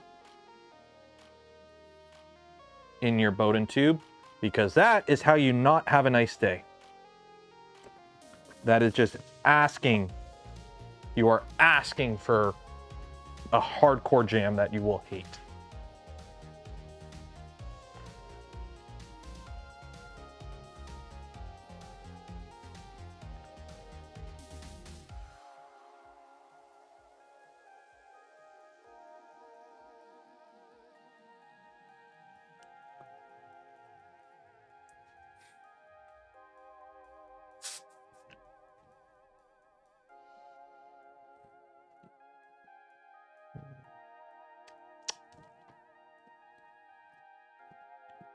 Bit in there that doesn't want to come out.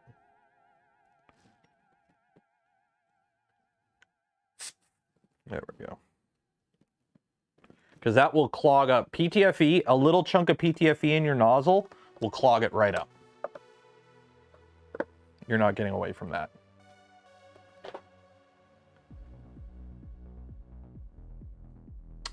.101 millimeter. Oh.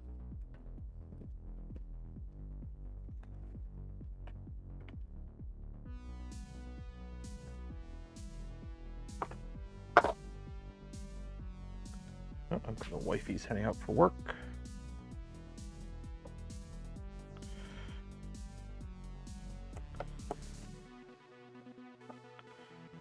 Okay, that's a little long.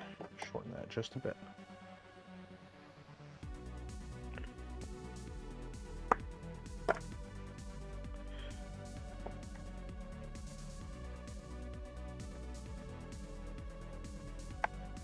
There we go. Okay. What size bit? Any size bit that's bigger than the Bowden tube will work. Because on the bit, you just need to make sure that the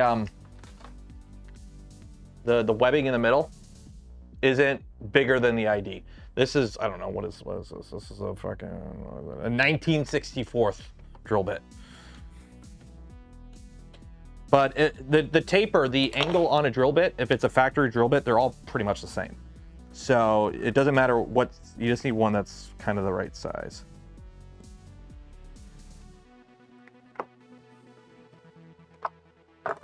So.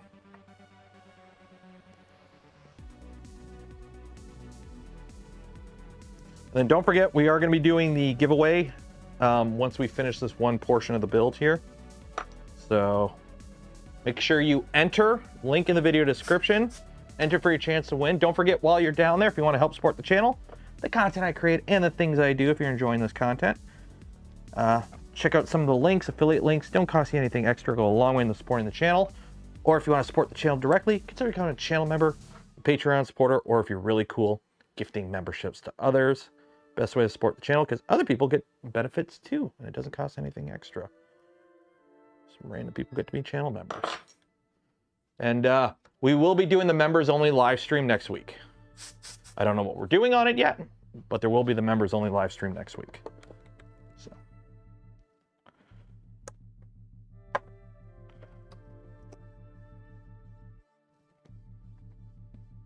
There we go.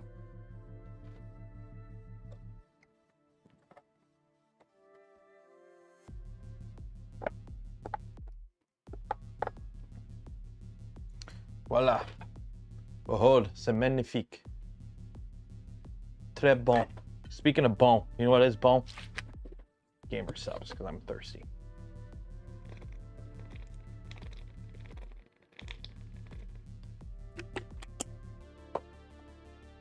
There we go. Okay, so we've installed that. We need to attach that with a Bowden tube. So I'm assuming we are going to, is the cable supposed to come out this hole? Is the cable supposed to come out this hole, or does it just kind of,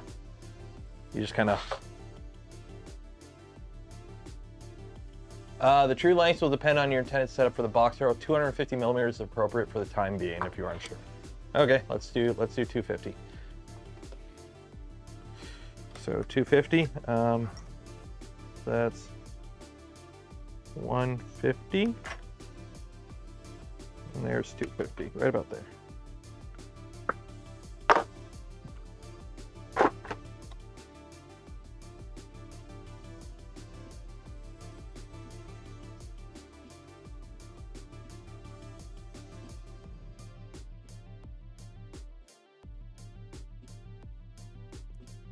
Chamfer on it, thin that out.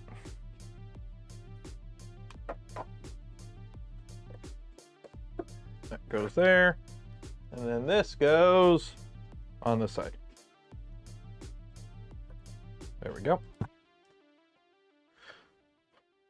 Okay. And the TN, insert the Bowden tube from your AFC all the way in. Is that from the other side?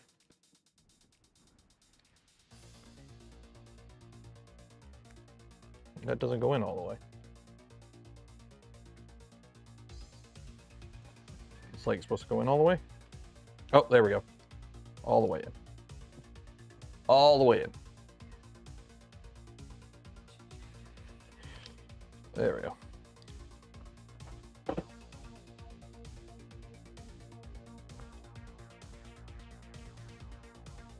Yeah, so there we go. So now it'll...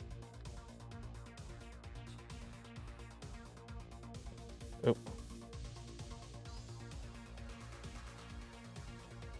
Okay, so you gotta hold this like that, push it all the way in, so that way it'll still move in and out, but there's Bowden tube on the inside. So you need to push this in so that this doesn't go push out. So hold that down, and then you push this in all the way in, and then now when it moves, you can still see the Bowden tube in there. Okay, so that's that. Okay. Idlers. Oh, they screw together. Okay, let's put some idlers together.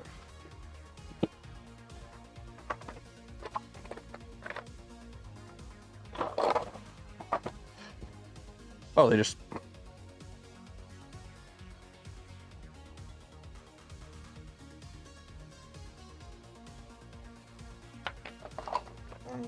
They just screw together. Are the replacement parts done? Oh yeah, they're already done. It was the whatchamacallit that we printed. The this guy. So we're already good.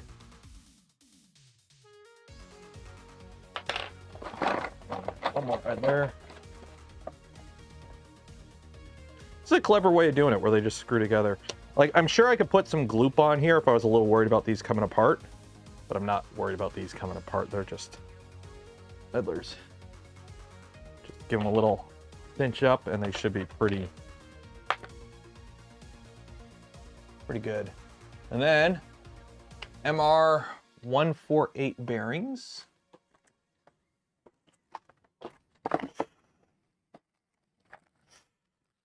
MR 148 ZZ bearings. We have ZZ bearings. Yeah, we got the ZZ bearings. We put ZZ bearings on the thing. 1, 2, 1, 2, 1, 2, 1, 2. There we go. And we'll just put them in here for now.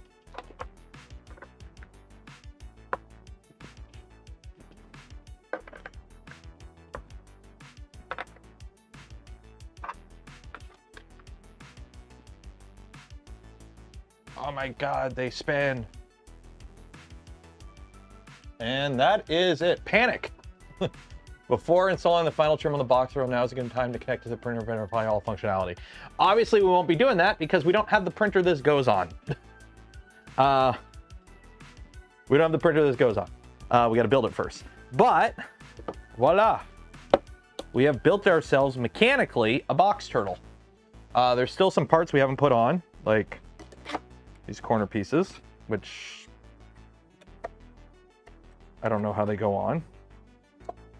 We have some corner pieces, we have some hooks. I think there's some feet. Yeah, there's some feet we got to put on.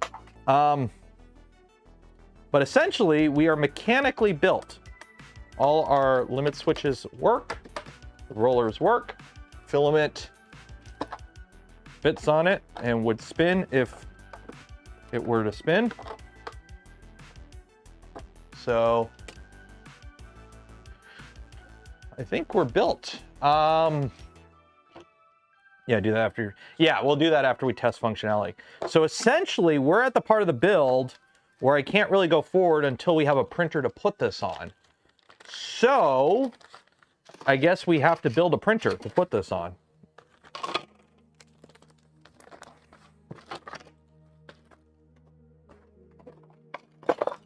There we go. There we go.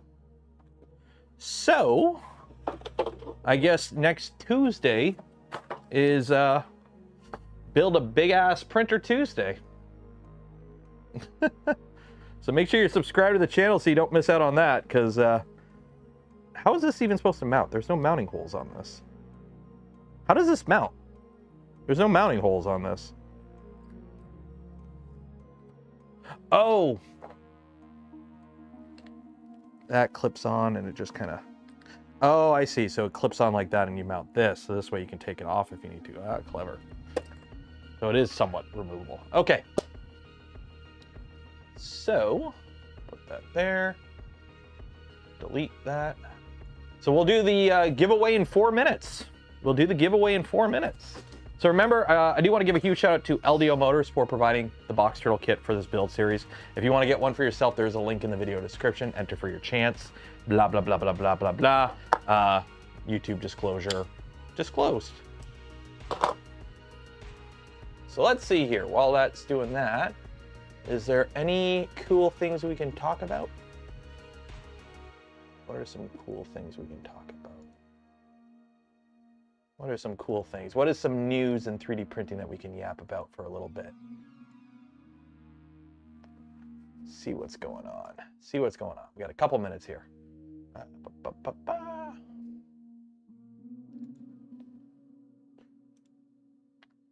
S7 of. I haven't watched Black Mirror.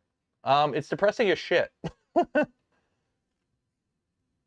I watch TV to be entertained and to have fun. Like, don't get me wrong, it's okay if something every now and then has a little bit of, this sucks. But when you build an entire show around this sucks, I don't find it fun. And yes, I know it's not all like that, but. Rocky Mountain? Yes, I will be going to Rocky Mountain. Actually, I gotta send an invoice in for the sponsorship. Gotta get ahead of that.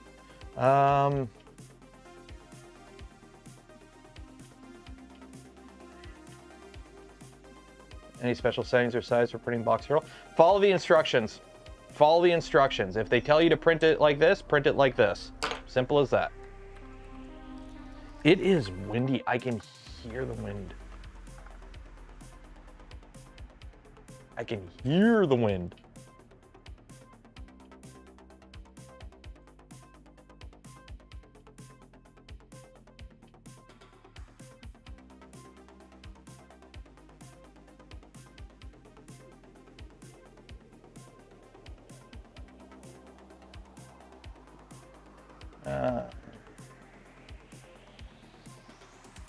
What happened with the latest Clipper? I don't know. It's just usually not a good idea. It's usually best advice to not update firmware on anything unless you need it.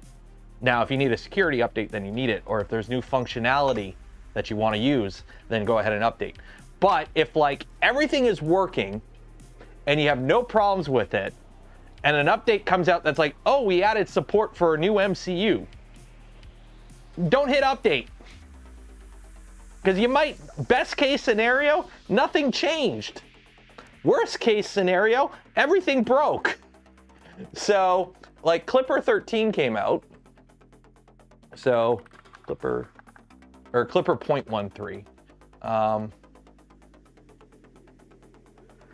So features, where is releases? Release. Okay, so Clipper 0.13 came out.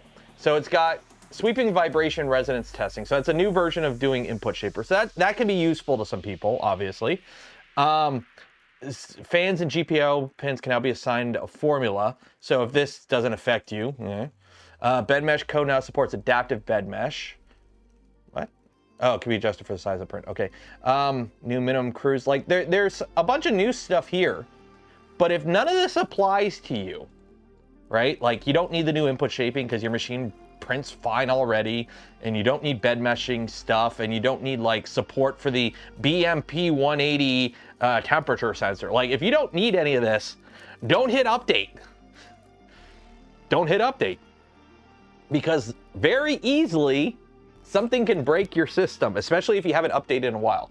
I have a lot of printers still on Clipper 11, for example. I have a lot of printers still on Clipper 11.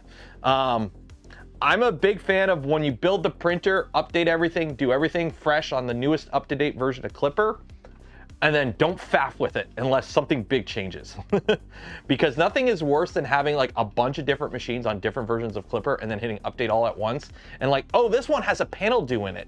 And the Moonraker API configuration for panel do changed between Clipper 0.9 and 0.11. And now you got to go through and reset that all back up again. It's annoying. Especially when you have all kinds of different machines and whatnot. So it's like, don't update unless you're for sure. Now, granted, you're probably okay updating, especially if you're running a pretty simple machine, like just a stock V2 with none of it. But if you're running a V2 with an Enraged Rabbit carrot feeder, with the clicky probe and an RGB add-on, and you're running like a whole bunch of other shit that's hodgepodge attached, and you're running like different custom macros with add-ons and Obico and a bunch of other stuff that's all integrated, and it's basically like held together with spaghetti wire and twine and duct tape, you may want to hold off for a bit. Especially those that are running like Creality machines with like custom Clipper installs. You may want to hold off a bit. You might want to just put the brakes. Don't need to get the Captain America sitting down. So you've decided to hit the update button. Okay, let's do a giveaway because I need to make some food before I go pick up the little guy from school. Let's do a giveaway. Who wants to do a giveaway? I want to do a giveaway. Save. No more responses. Link to sheet. Okay. Names. Control A, delete. Put those in there. It is windy. Holy shit. I don't think you guys can hear the wind. It is windy. I'm in a garage, so I can hear it. Oh no. Gotta wait for freaking marbles to update. Come on. I have gigabit internet. 1 gig up, 1 gig down. Why is it taking so long, marbles?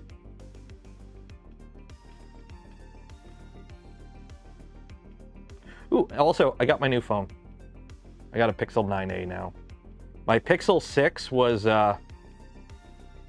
almost 4 years old and was the USB-C port had died. Like it would only charge with the phone off. via USB, and I couldn't transfer anything off of it, like images or anything off of it USB. So I charge it wirelessly, but whenever I travel, I need to charge it with, you know, a plug or batteries or whatever. So I was like, okay, time for a new phone. So Pixel 9a now. And considering it's got 7 years of security updates, I'll probably be using it for quite a while. Because I'll be honest, I've had this phone for over a day now. I can't tell the difference between this phone and my old phone. Other than the screen's a slightly different shape and the phone is a slightly different shape. And it's now in an OtterBox. Because I like putting phones in OtterBoxes. I did not like the random Spigen or whatever case I had on the other phone.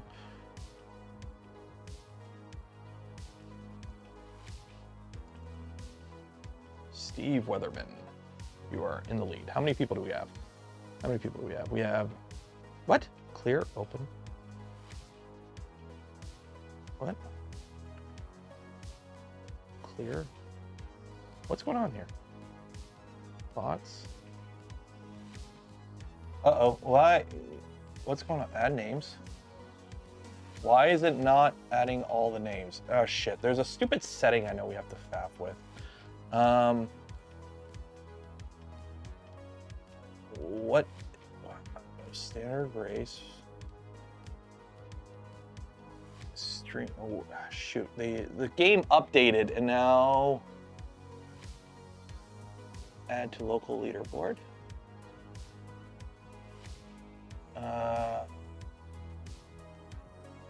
What is it? Okay, go back.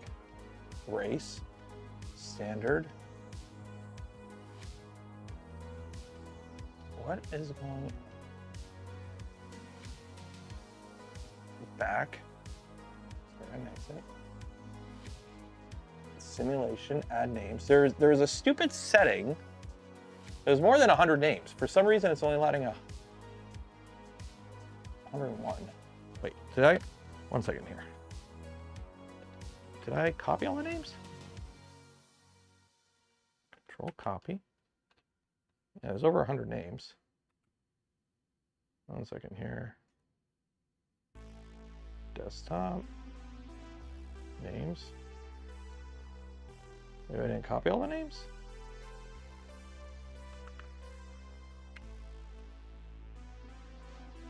Save. Race. Do. Clear. Open. Names. There we go. Okay, for some reason I only copied 100 names instead of all the names. So 265 people. There we go. Okay. Let's do a random one. How many people? 265 was it? How many people was it? 265. Okay. Eye of the Storm. Cool. Bots 265. Play.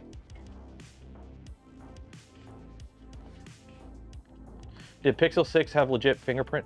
I mean, it has the under the screen fingerprint reader, same as this one. I mean, it works. Okay, how this works, if you win, you get a free spool of filament from Polymaker, but if I pick your ball, which is this person right here, you get a free hat. So DaVinci 1, if you win, you get a free hat. Remember, exclamation mark zoom zoom makes your ball go faster. Exclamation mark gullible makes everyone else's go slower. And if you like the smash button, ring the bell, and are subscribed to the channel, it greases your ball up to make it go even faster. So we're going to follow whoever's in the lead. We're going to follow David for a bit here. Don't mess it up, David. You're in the lead. Don't mess it up, David. Makermind, you're here for the end. David, you bipped it. You were in the lead.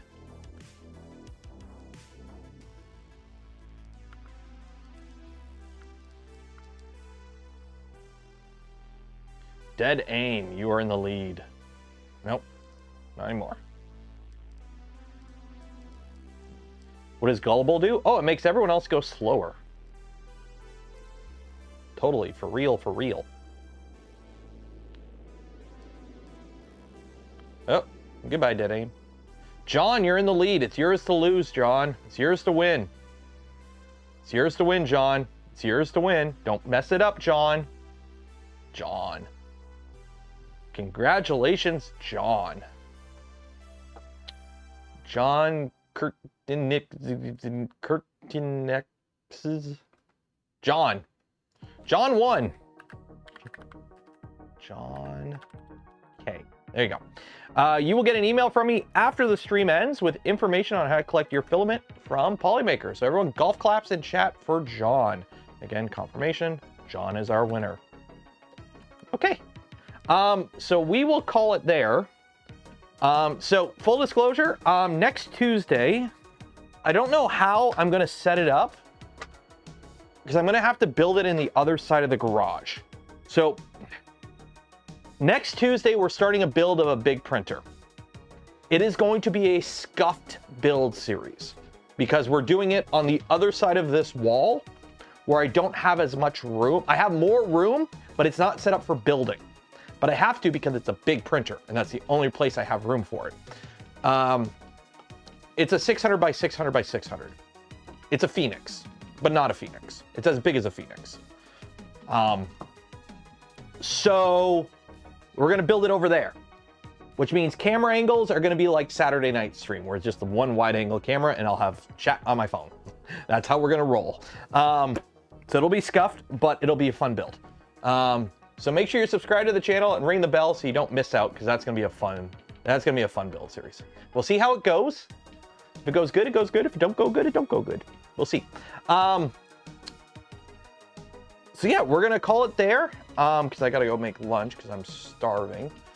So shout out to LDO Motors for the kit for this box turtle build series. If you want to get one for yourself, I have a link in the description to a list of LDO resellers. You can grab a kit through them. Shout out to Polymaker for the spool of filament we gave away this stream and every stream. Links for all of them and more in the video description. Affiliate links don't cost you anything extra. Go a long way in supporting the channel, and some of them, like the Gamer Subs link, use code Canuck, save 10% off your order. And for those that donate to the channel, gifted memberships to others, or became members of the channel yourself, I thank you.